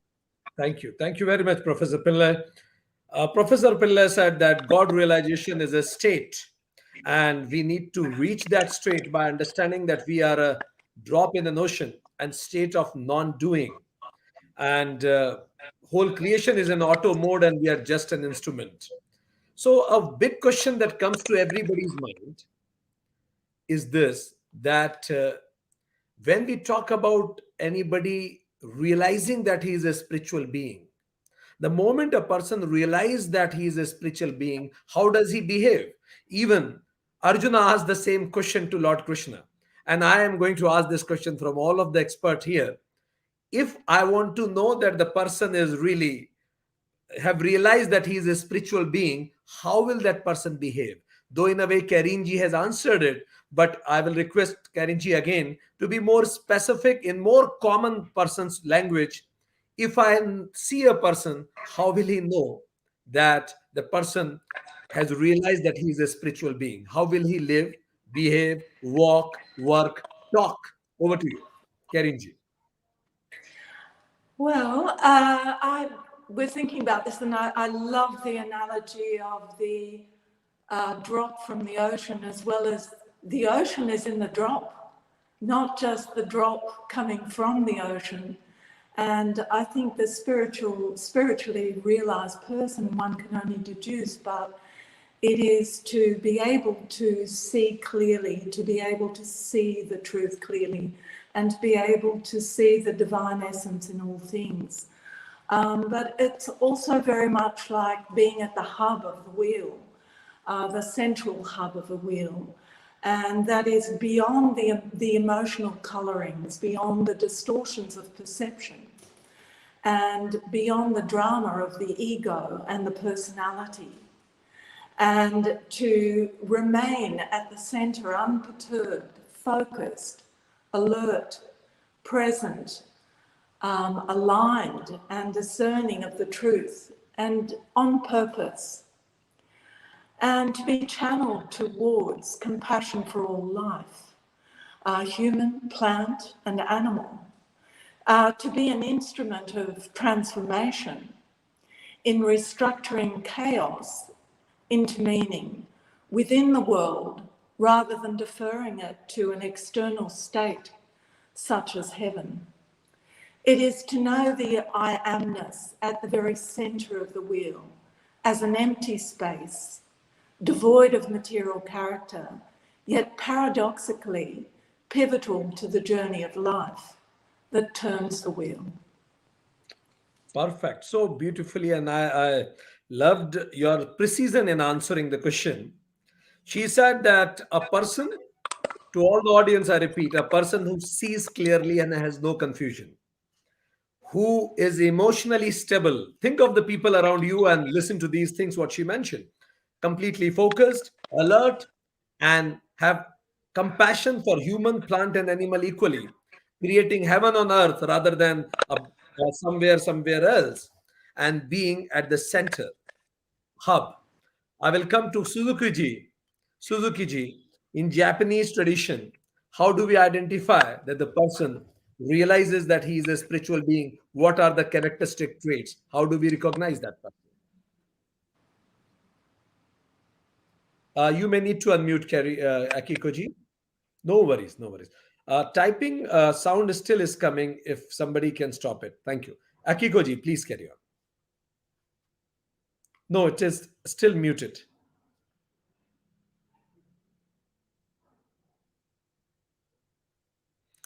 No, it is still muted. Meanwhile, yes, carry on now. Yeah. Thank you. Thank you for waiting. And I think the Miss Kelly described a very beautiful ideas. And I like the most is like compassion. The word compassion, that is very important. And like those people who understand other person with compassion and act from compassion, not with hidden agenda of how I will evaluate. So like if you are very hungry and if you have a one bread, and if the other person also very hungry, if you can share with your heart, that is very, isn't that compassionate? Yeah. So I think the things will be start something very simple, like say I love you to your parents, your brother, your neighbor. Something very simple. We really love to talk about, but actually can be start from the very simple action. Thank you. Thank you, Akikoji. We'll come to Dr. TPS. Dr. Saab, Akikoji mentioned that it is the compassion that makes us spiritual for people and being around us. What's your take on that? How do we realize, how do we recognize a person on the journey of self realization, or maybe self realized person? We see people world around. Over to you, Doctor. Dr. Vikrant Singh, you are asking all difficult questions in the morning, I think. And that too soon after my friend from Japan keeps throwing some arrows. Actually, if you look at spirituality is almost close to equal to God. Probably that is the worst thing what anybody can think about. Because the concept of God created out of religious practices or thought process of some human in some story, some mythology, we keep referring Rama is a spiritual man or not. If somebody asks, I don't think Vatmiki himself would not have thought about creating such a person as a Rama to become a spiritual man, because there is no mention of spirituality at all. There is only representing a dharmic purusha. What is dharmic purusha? A quality man. What is dharma? Dharma is quality. So that quality is what is to be given as a sample for all of us to follow. In that there is different qualities. And because my Japanese sister considers compassion is a quality, she make it to higher and then say, if you have it, you are more close to spiritual. But there are much more things which we don't even know.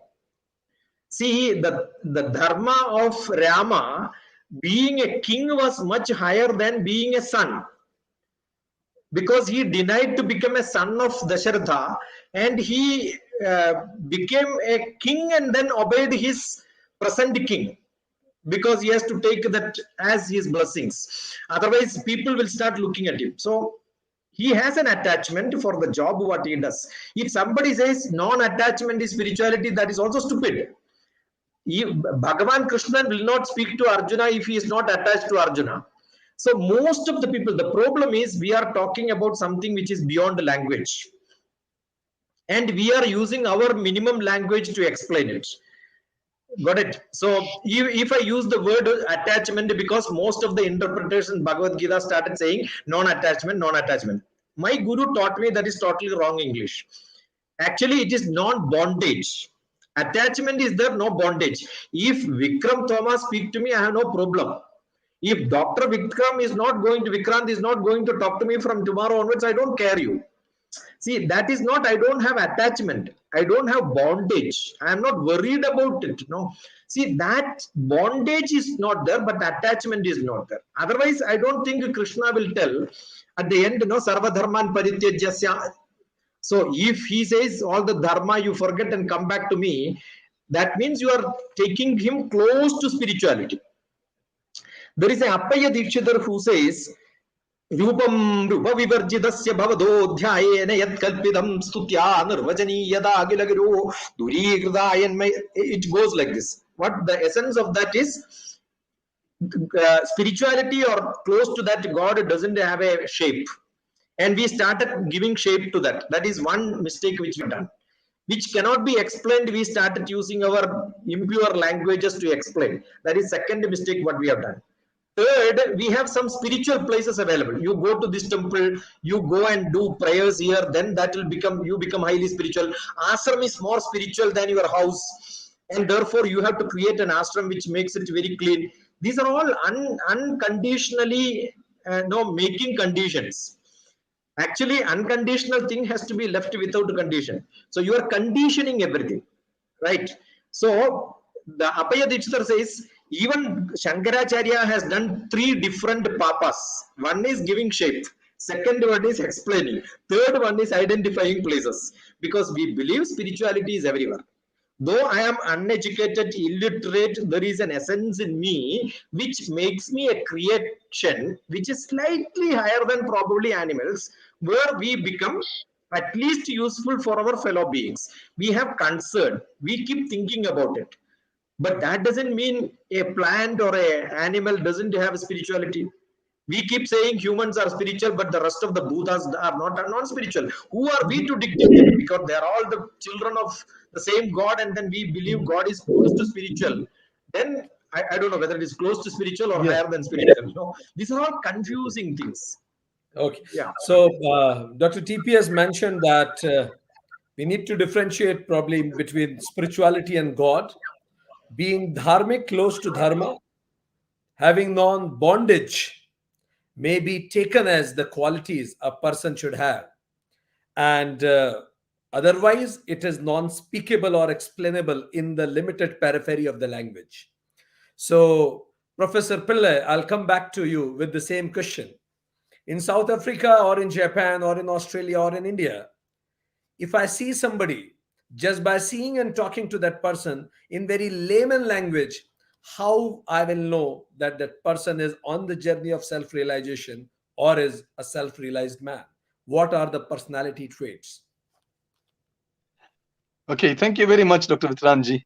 I think you changed the question slightly when it came to me, but namely, and I agree with this question, namely that the question is whether we can recognize people who are on their journey to self-realization, and whether they are spiritual beings. I think at the fundamental level, all are spiritual beings. The only difference is that they are at different levels of spirituality.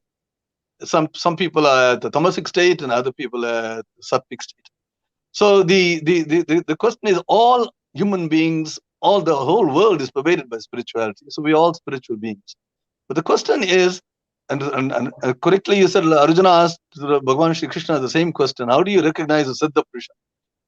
And I can only refer to what the Lord said in the Bhagavad Gita to answer that question. And he, in various parts of the Gita, he answers the question. He says that the man who is a Siddha Purusha, who is a realized sage, who is a God realized being, has several qualities.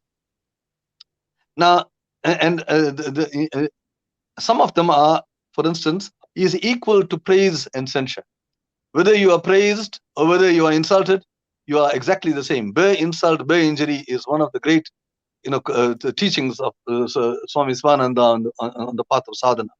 To be equal in honor and dishonor, whether you are in one state or the other, you have that balanced mind, equanimity, always serene and peaceful. A spiritual being, one who is at a high state of spirituality, one is God realized, is always peaceful. The mind is steady and completely controlled in meditation. There is no fluctuations, and he is free from hope and greed. These are the other characteristics. He is ever contented, always content. Thank you. And he's the same to friend and enemy. And I think this is very important, because when we, at the opening of the session, there was a distinction between friend and a distinction between enemy. But in this united consciousness movement, we don't see any enemies. We see the same thread that runs through the entire humanity. And Lord Krishna says that quite clearly in the Bhagavad Gita. One is free from desire and attachment, as our previous speaker has very eloquently explained. And of course, it must be the embodiment of dharma, embodiment of right conduct, right? There is no dishonesty, there is no jealousy, there is no greed, and everything is all pure. So he is eternally immersed in the supreme self. Thank you. Even while acting as a man. Yes. Thank you. Thank you. Now I'll come to Akiko-ji. Professor Pillai mentioned out 7 important elements of it, of a self-realized person. He said that being equal to praise and insult. You mentioned compassion as an important quality. Now, if somebody is continuously insulting me, how can I have compassion towards that person? My question is very specific because world around has many such people. People are insulting me continuously, and how can I have compassion for the person who is hurting me, insulting me? Over to you. It's your choice. It's your choice. You can forgive the person, or you just get angry or attach that insultation. And as we are human being, we have a right to dharmically living, or just we can choose go long way. You know? And both are okay because we are the spiritual existence to have the experience, even the fail or how do you say wrong thing that's totally totally a part of our experience. So I think just have this kind of idea can help you to go through the situation. You know, if you have the huge pressure, I always make successfully living, like attachment for the success or attachment for the right behavior. Maybe that will makes you down. So like imperfection is perfection. Is that answer your question? Yes, thank you. She said that life is a choice. Either you learn forgiveness or go the long way. So, compassion comes out of forgiveness if somebody is doing wrong to you and sticking to dharma. I'll come to Karinji. Karinji, you mentioned an important word. Being emotionally stable is a quality of a person on the journey of self realization and being spiritual. In this world where so many hurdles around, how can I be emotionally stable? Can you give some practical tips to our audience? How can we be at the center of the hub? Yeah, I think the first thing is to know oneself, to know one's real self, and to be able to attune oneself to who we really are. Because we fall into the trap constantly of identifying ourselves with the ego. And our ego gets wounded.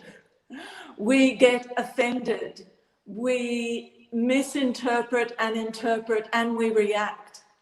But if we knew ourselves really well, we would know that our reactions this is inconsequential. Other people are only attacking our ego, and our ego isn't real. It is part of the illusion, it is part of Maya. But our authentic, genuine state of self is beyond being attacked. We should be assertive for the truth, of course, but we need to rein in the emotions, to rein in our mental perceiving, and to come back to that center of who we truly are and how we rise above so as not to respond to the attachments of the ego. And I must say that's easier said than done. So, as Dr. TPS loves difficult questions, so let me again come to you, Dr. TPS. As Karinji said, it is easier said than done. She said that remove your limited identity and go beyond this ego trap. That what you think, what you are, go beyond it. But since my birth, I am given so many identities. Somebody calls me Muslim, somebody calls me Hindu, then Vikrant, and then Indian, and then so many son, and so many identities are given to me by default. Now, Karinji is saying that go beyond it, and she added it. It is easier said than done. Can you help our audience with this specific answer? How can I go beyond these limited identities which were given to me as a conditioning from my childhood? It's a very specific question and a difficult one too, Dr. TPS. Dr. Vikrantji, we know the Maslow's principle, right? The basic physical being. We cannot avoid where we are from. We are from a nation, we are from a family, we have got a lot of bondages around by birth itself, though we say we are not. I am a Hindu by birth, that's not my choice, but I am a Hindu, I cannot avoid it. And why do I move in Hinduism? Because I believe my parents are not fools.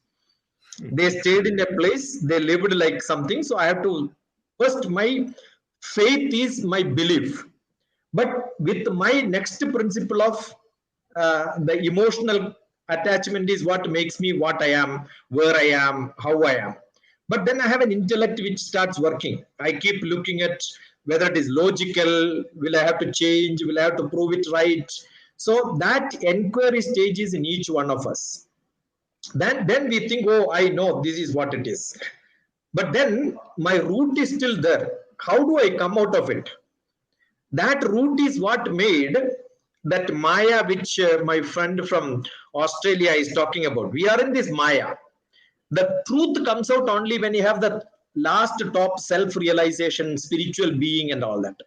But how many people will get from this ladder to the other ladder? Most of the people are LKG Bhaktas. They don't get into higher devotion. They don't get into PG and PhDs. So, but what they do is they go behind a LKG teacher and think that whatever he says is the right one. So the biggest problem is people get attached to ashrams, people get attached to gurus. Dr. TPS is so pure and no attachment to any guru. I can learn from anybody and then start questioning. And that questioning is to know and gain knowledge. So I think from the belief, faith, you have to get into knowledge. I'm so glad that Pillai from South Africa mentioned about Sthita Prajna. Arjuna is not asking who is a Sthita Prajna. He is asking Sthita Prajnasya ka bhasha. How do a Sthita Prajna will behave? See, behaving is different from being. Because Arjuna is a student, he don't know how to be that. So he is asking, how do they walk? See, you walk like a gentleman, you never becomes a gentleman. You wanted to be, that's a desire. But that doesn't guarantee. And the answer to that, Dukheshu anudhiknavana sukheshu vigataspraha vita raga bhaya krota stitatirmu niruchyate. But that effect will not come to anybody who listens. That is why, otherwise, second chapter by which sloka, 56th sloka Bhagavad Gita would have been over. But why another few lectures are required? Because they don't realize it that easily. And that comes, it is not that we are not living in a different world. In and around, we have all the mud and the dirt and the water. But then, in 5th chapter, Bhagavan says, Brahmanyadhaya karmani sangam jitya karodiya lipyate na sapapena patma patra mivambhaseya. You have to be like a lotus leaf where though you are in water, water falls in you, the water will not stay there. So it is not that we are not in problems. We have to live in problems. The problem with ashram people, they live in ashram, but they don't understand the real problems of the world. They are in an air-conditioned room, air-conditioned car, and then talk about the world problems.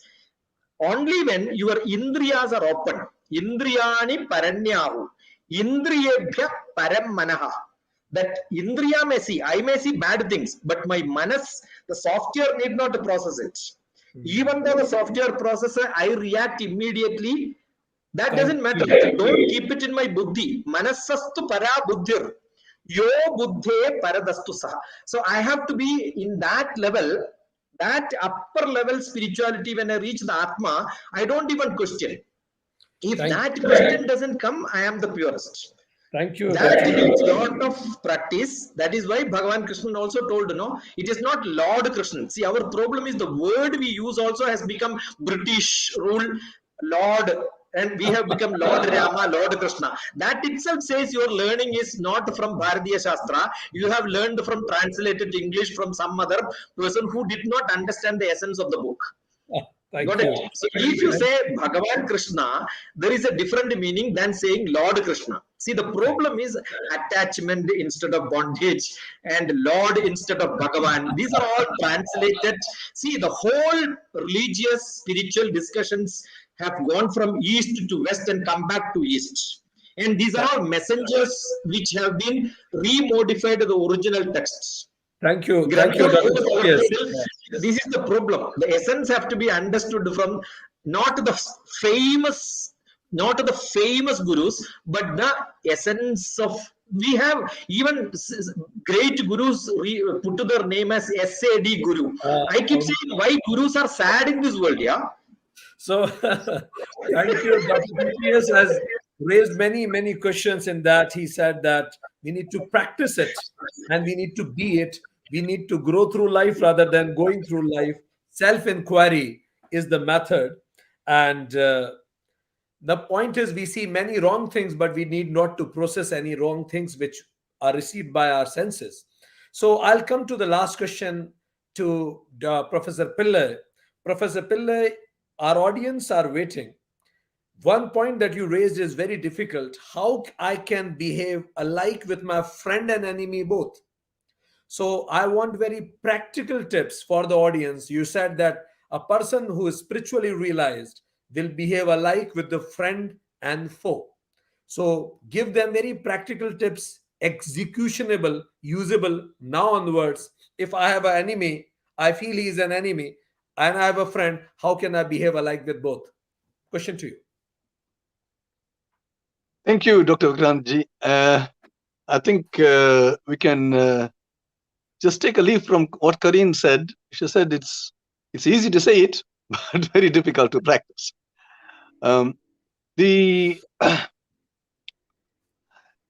My answer would be largely one coming from the position of faith and self-surrender.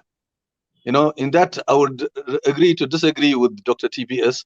Of course, Jnana Yoga and the path of self-inquiry is one of the methods, but Bhakti is also another path which, Bhagavan Shri Krishna describes in the Bhagavad Gita. And again, I would also like to appeal to the great wisdom of Sadhvi Bhagavati, who opened this conclave, and an experience. She had a very serious problem. She had many enemies in her young days because of whatever reasons it was. And in a moment, all that disappeared. So let us just recall what she said. What she said was, she went to Mother Ganga and she closed her eyes and she would, with very deep prayer, she asked Mother Ganga to take away all those animosities, all those, the anger that she had, incarcerated in her for so long. And Mother Ganga herself took it away, and she said for 25 years she was free of. So I think in that same way, it's very difficult to forgive our enemies or to even think of our enemies as, the same as us, that oneness, that one thread that binds us. Theoretically, we can say it. Academically, we can understand it. But do we understand it in the heart? That is a big difference. So the way to do that is through faith, and I try to pray to God, chant His name, and have that total faith that God will answer all your problems. And the self-surrender, where you say that I do nothing, but only God does anything, that even right now, everything that I am doing, it is only through the grace of God. So Thank I you. think Thank you very much. my answer would be one based on faith. Thank you very much, Dr. Pillai. So, dear friends, here we closes our this discussion with a conclusion. We discussed we are spiritual beings, and we have Dr. TPS. He said defining God is defying God, and he said yes, there is a seed in us, but what makes that seed grow, and that is called Brahman, that is called Atman. So go beyond Buddhi and Manas. We have Miss Akiko. She said that there is God in every grain, and realizing that God in every grain, seeing it, is spirituality. And the core of spirituality is compassion, and compassion is a choice that whether you would like to forgive or go a long way in life. We have Dr. Kareen from Australia. We have Dr. Pillai. He mentioned that we are ocean in the drop and drop in the ocean. Remain in the state of non-doing, and whole creation is on automatic mode. We are just an instrument. And bhakti, once you realize it, bhakti is an automatic outcome of it. And then we have Karinji. She said that spiritual being means being interconnected, freezing the feeling of I-ness, being more generous. And then the question came that how do we realize whether a person is spiritual being? Then Dr. Pillai said that there are many qualities. First is treating everybody as equal, all experiences as equal, being balanced in mind, being peaceful, free from hope and greed. Karinji said that having non-ego, being emotional stable, being focused and alert, compassion for human, plant, and animal all. And Dr. TPS mentioned that being near to dharma, having non-bondage, that will shape those things. He mentioned about Shankaracharya also, how he did many things which he mentioned. Now then, how to deal with it? How I can be that? What are the tips? Then in terms of tips, we received from Dr. Kareen. She said that one has to go beyond limited identities. And in order not to be reactive, because people react to their own maps of reality. And that's why go beyond your limited identity, drop that ego, and realize yourself. How to drop that ego? Then Dr. TPS mentioned that yes, parents has given us some conditioning, but we can utilize our intellect, be non-sticky, and inquire into ourselves. And that way we can grow to the right knowledge from LKG to PG. And for that, we need to practice. Along with that, Akiko Suzuki said that it is very simple. When you start behaving in a compassionate manner, when you are ready to share, and you remain simple in life. And Dr. Pillai concluded that forgiveness is the key. Let go, realize that you are an instrument in the hand of divine. The moment that realization comes, you forgive everybody and life becomes simple. And when there is no complications in your thought process, the way of being spiritual and being near to the center opens. So, dear friends, I'm sure that it will be beneficial to all of you. I thanks all our respected guests to be here on board with us. Thank you very much for blessing us. Namaste. Namaste. Namaste. Namaste. Namaste. Thank you, Dr. Vic. I'm very honored and delighted to welcome our performance from the organization Play for Change. Play for Change is not only the organization, but it is a movement created to inspire and connect the world through music and break the boundaries. They reimagine a world connected by music to spread a global message of hope and unity. Playing for Change was born in 2002 as a shared vision between co-founder Mark Johnson and Whitney Kroenke. This musical journey resulted in the award-winning documentary, A Cinematic Discovery of Street Music. Today we have a performance from them on Africa Mokili Momeba. In the group we have Edel Gonzalez from Cuba, Bernardo Gracia from Cuba, Jimmy Omgoya from Cuba, Matthew Mona from Congo, Michael Dumpa Martin from Anguilla, Papa Orbe from Cuba, Preservation Hall Jazz Brand from USA, Roberta Carcases from Cuba, Ruben Rodriguez from USA, Stephen from Belgium, TPOK Jazz Band from Cuba. So ladies and gentlemen, please put your hands together to welcome Play for Change Group.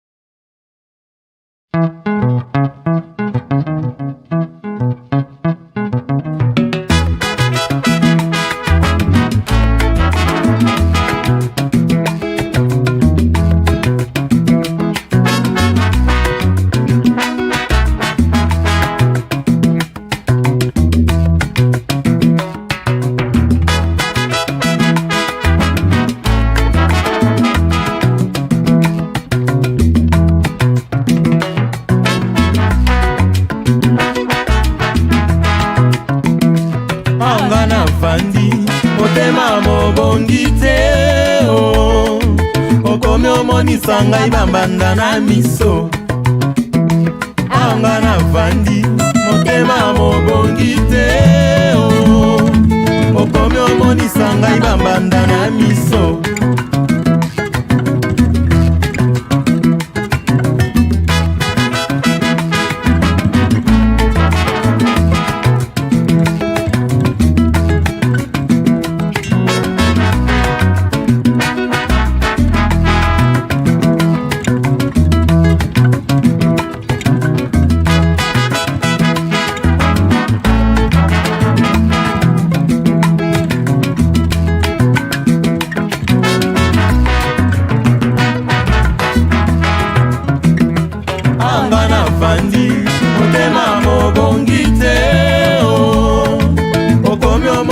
ngai bambanda na miso anga na vandi motema mobongi te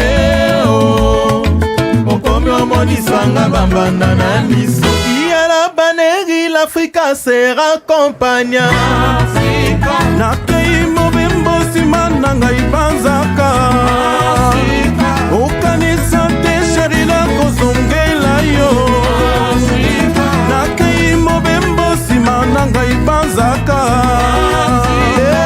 na Kinshasa na Matadi mpe na Boma mpe Mayombe mai Mongala Ekwatere Kivu Maniema Kisangani Braza Pointe Noire Cameroun Ghana Guinée mpe na Mali mpe na Poto mpe na Kubama mokili mobimba oye balingi babina musique Afrika ilala Valérie n'Africa Jazz accompagne il a Kaleniko Gero Willy Deshoé il a Congolais il a rythme qui raccompagne akei mobembo nsima na ngai banzaka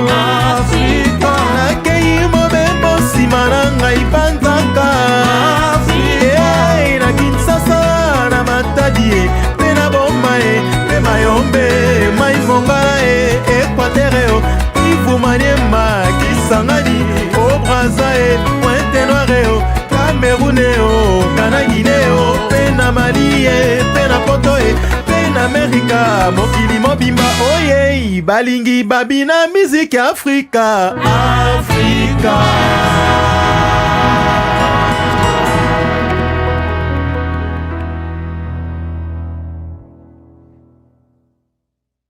On behalf of United Consciousness, I thank Play for Change musical group for coming onto the platform of United Consciousness and giving such a wonderful performances. Thank you so much.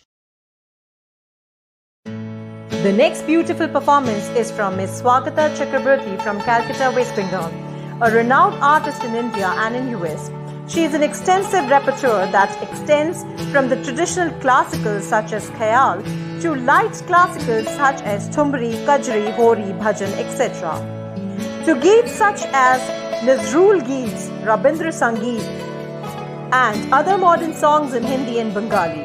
Born with a natural flair for music, she was introduced to classical music at very tender age of 10. She learned pure Hindustani classical from Pandit Mohanlal Mishra, famous exponent of the Banaras Gharana, Pandit Samrash Chaudhary and Sangeet Acharya Pandit A.R. Banerjee. Swagata also took specialized training from Bidushi Purnima Chaudhary, an outstanding artist of Banaras Gharana in light classical, Thumri, Kajri, Chaiti, etc. Swagata completed a Masters of Arts in Music from Ravindra Bharati University. She won gold medal in university and many awards and honors like National Academy Award, Minister of Human Resource Development, HMV Golden Talent Contest Award 2001, Rajya Sangeet Academy Award Calcutta 1996, All India Youth Festival Award 1997, etc. She has performed with Manna Day in New York, New Jersey and California. So ladies and gentlemen, please welcome Ms. Swagata Chakraborty. Namaskar, this is Swagata Chakraborty and I welcome you on United Consciousness organized by United Consciousness Global.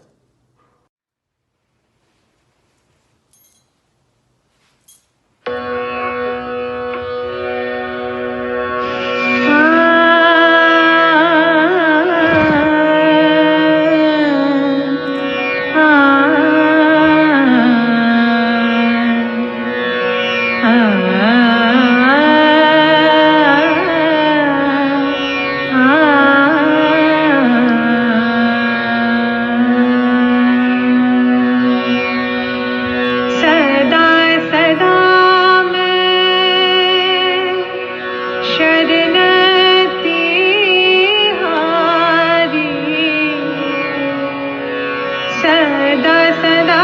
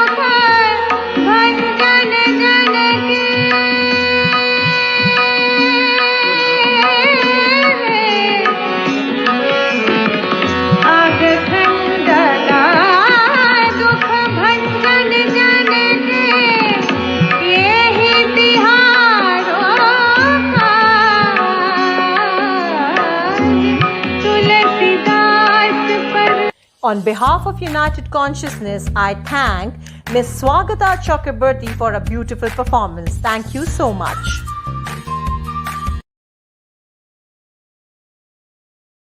It's my pleasure to welcome our next eminent guest, Dr. Ramatakshak from Rajasthan, India. He has done his masters in Hindi literature and doctorate in herbal medicine. He has also participated in the Third World Hindi Conference in 1983.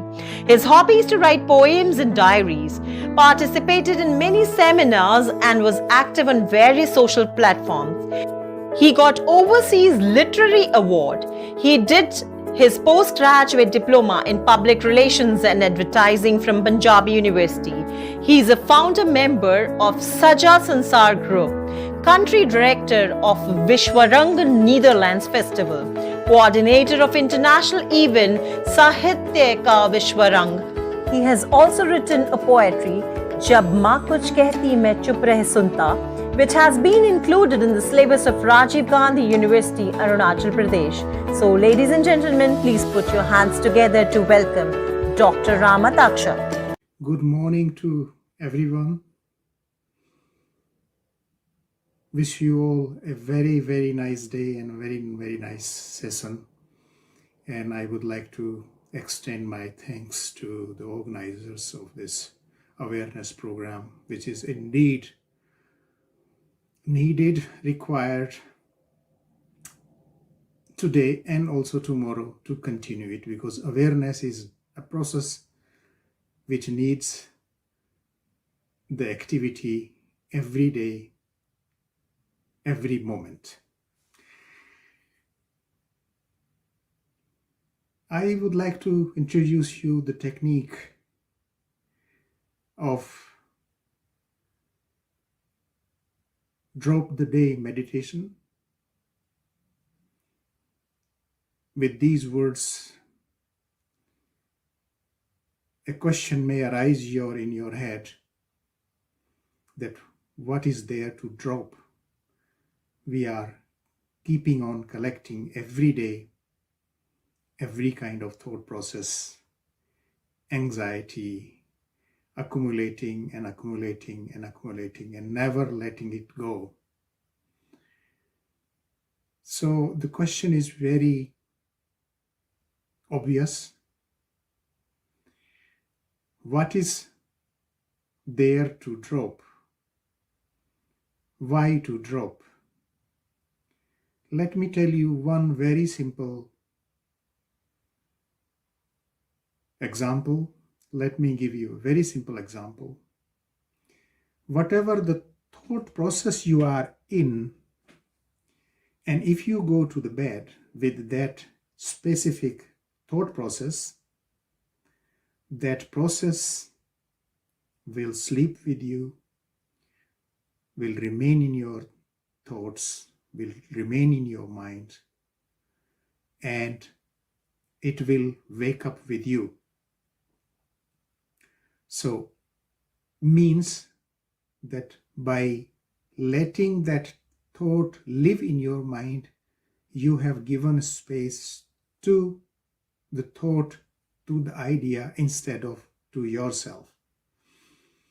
That is why it is very important, because we act every day. We are busy from morning till evening, and we unawarely, without being conscious, we keep on collecting, accumulating the sorrows, the miseries, the thoughts which are not required in our day. So we need to erase them, and that is what this technique, this meditation, drop the day, is about. Let me tell you a couple of steps. These are the steps to prepare yourself for meditation.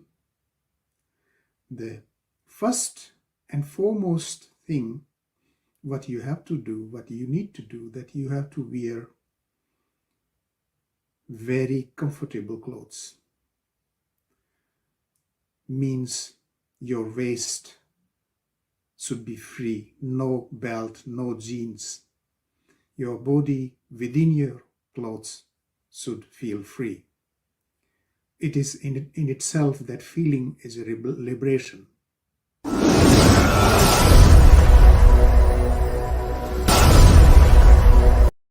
Step, that sit in a lotus posture on the ground. You may sit also in a chair, but don't do it while sitting in the sofa. Just sit on the ground, and that is the preferable position. And you keep your spine straight at 90-degree angle, because that posture will give you your energy flow from Muladhara to rise up to the Sahasrara. And it will help you to see, even to live that process of transformation.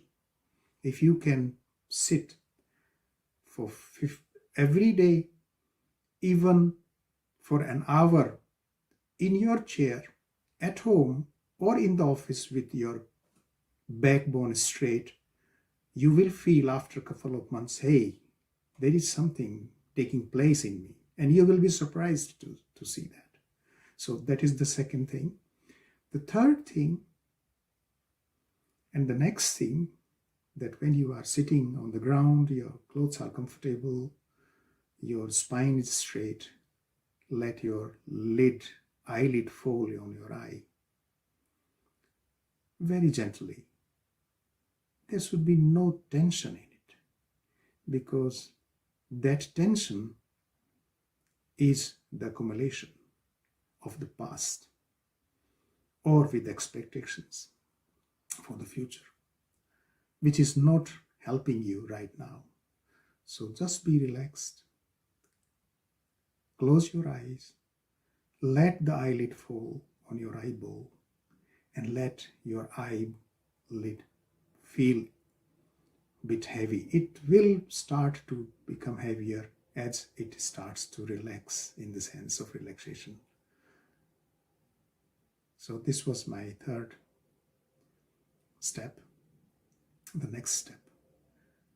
Now we are coming to a point that we are ready. So now we are ready with our all 3 steps preparation for the meditation drop the day. By sitting on the ground comfortably,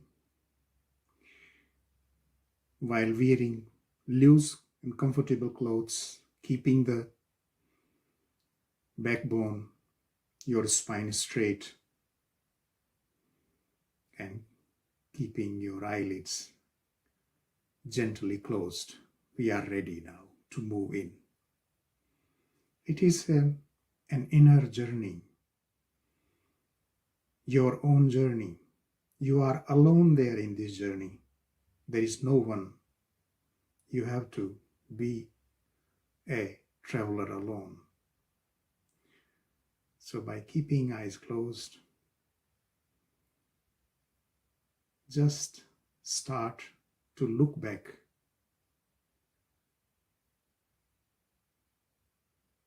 to observe, to witness your day back. Witness your day back. You might have eaten now. It is evening time. Please do this meditation in the evening. This is a passive meditation. You might have talked with your partner, or with your children, or with your parents. You might have gone for a party. Just witness all the steps, all the happenings, minutely. Just be a witness. No interaction here is required. Just be like you are in a helicopter, just going back to your day. You might have come from your office. While coming back from your office, There might have been a traffic jam. You might have phoned to your wife or to your spouse, or to your husband, to your children that I'm coming, I'm a little late. Just witness that. Go back. Go back to the parking when you started your car. You started to drive. Go back that you walked from your office to your car. Go back while you were in office. In the chair, you were making several phone calls.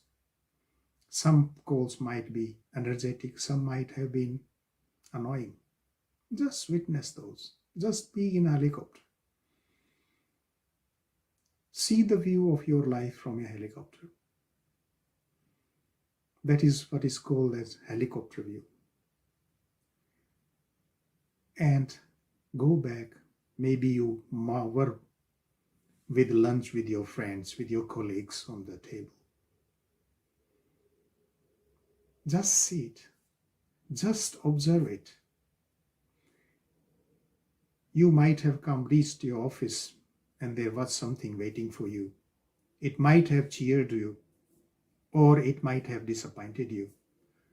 Just observe that. Witness that moment. You moved from home after having breakfast with your partner, with your wife, or with your husband, or with your children, or with your parents. Just witness that. Just go back. Before breakfast, you might have taken a shower. And I'm sure you did. You have prepared yourself. You have selected your clothes. Or someone else did for you. Appreciate that too. But at this moment, observe that. Just be a witness. Just be a witness with which kind of thoughts you woke up. Did you wake up with a thought? Or even without a thought? So just have a look. Just observe that. And also you can go back to your sleep. You might have been dreaming. So this is how you have to do to practice this meditation. While moving back, while having a helicopter view, you can go and reach even to your womb, to your situation when you were in your mother's womb. This technique is a very intense technique, and if you do it every evening for 45 minutes to an hour every day, and if you let it happen continuously for 3 months, you will notice and you will observe that the transformation is happening, and you will notice what you have missed and what you are. Because meditation is like an opening to yourself, to this existence. It is like an earthen pot which has been put in the rain to collect water. And if the earthen pot's neck, the mouth is more open, the more water it will collect at the end of the day. Same is with the meditation. The more open you are, the more bliss is there. So I thank you very much with these words and wish you a very, very nice day. Namaste. Thank you. On behalf of United Consciousness, I thank Dr. Rama Takshak for coming on to the platform of United Consciousness. Thank you so much.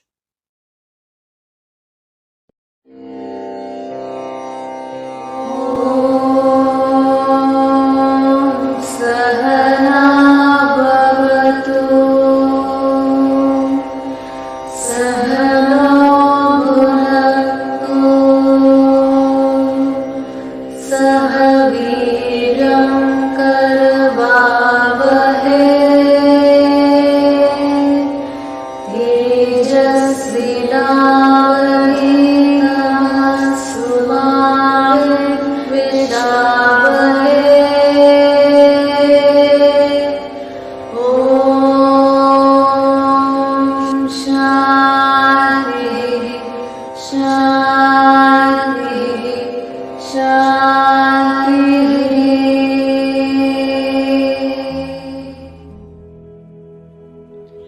This shloka means, may everyone be happy.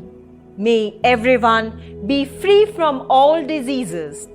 May everyone see goodness and auspiciousness in everything. May none be unhappy or distressed. Om Shantihi, Shantihi, Shantihi. I am highly privileged to have this opportunity to present my gratitude to all those who have witnessed and blessed this event directly or indirectly. I believe that this is not the end, but the beginning of our journeys. The journeys towards the noble cause of removing the 14 divides rooted in human race and promoting harmonious and peaceful coexistence. Firstly, I thank the God for blessing us all in this conclave to take our first step towards the noble mission. I extend my heartfelt thanks and gratitudes to our chief guest, Dr. Vinay Sahasrabuddhe, President ICCR. I am very thankful to our speakers, Sadhvi Bhagwati ji and Dr. Anand Bal Yogi. I thank all the panelists in the panel, Ms. Karin Shesher, Ms. Akiko Suzuki, Professor Poobalan Pillai, Brahmakumari Dr. Sayukta.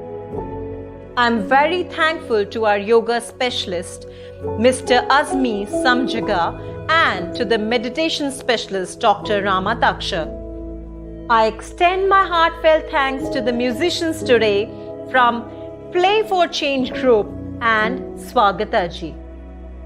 I thank European Yoga Federation, Swami Suryananda Saraswati ji, Ms. Amy Blesio, Ms. Emilia, Sarah, Danielia, Christine, and also thank the Spiritual Council in Africa. I am grateful to Indian Council for Cultural Relations for extending their support in this event.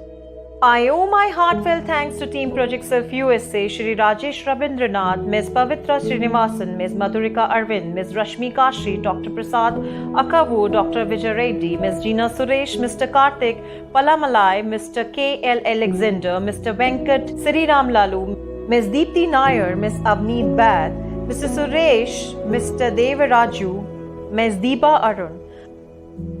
I thank Team Project Self Bharat, Dr. Vikrant Singh Tomar, Dr. Shweta Tomar, Aditi Meghna Mausan Prachi, Mr. J.S. Juneja, Dr. Paramji Juneja, Rishi Vishalji Arnav, Aditya Ashwin, Rati Dharmendra ji, Uday, Pooja ji, Bharti ji, Dipti ji, Amrish ji, Mrinalini ji, Khushbu ji, Jimmy ji, Mr. Sanjay Rajput, Ms. Simran Reel. I also thank two new members of Project Self India, Ms. Maria Lightwala and Ms. Simran Raghavani. I am very much thankful to our wonderful audience and all the visible and invisible sources blessing us.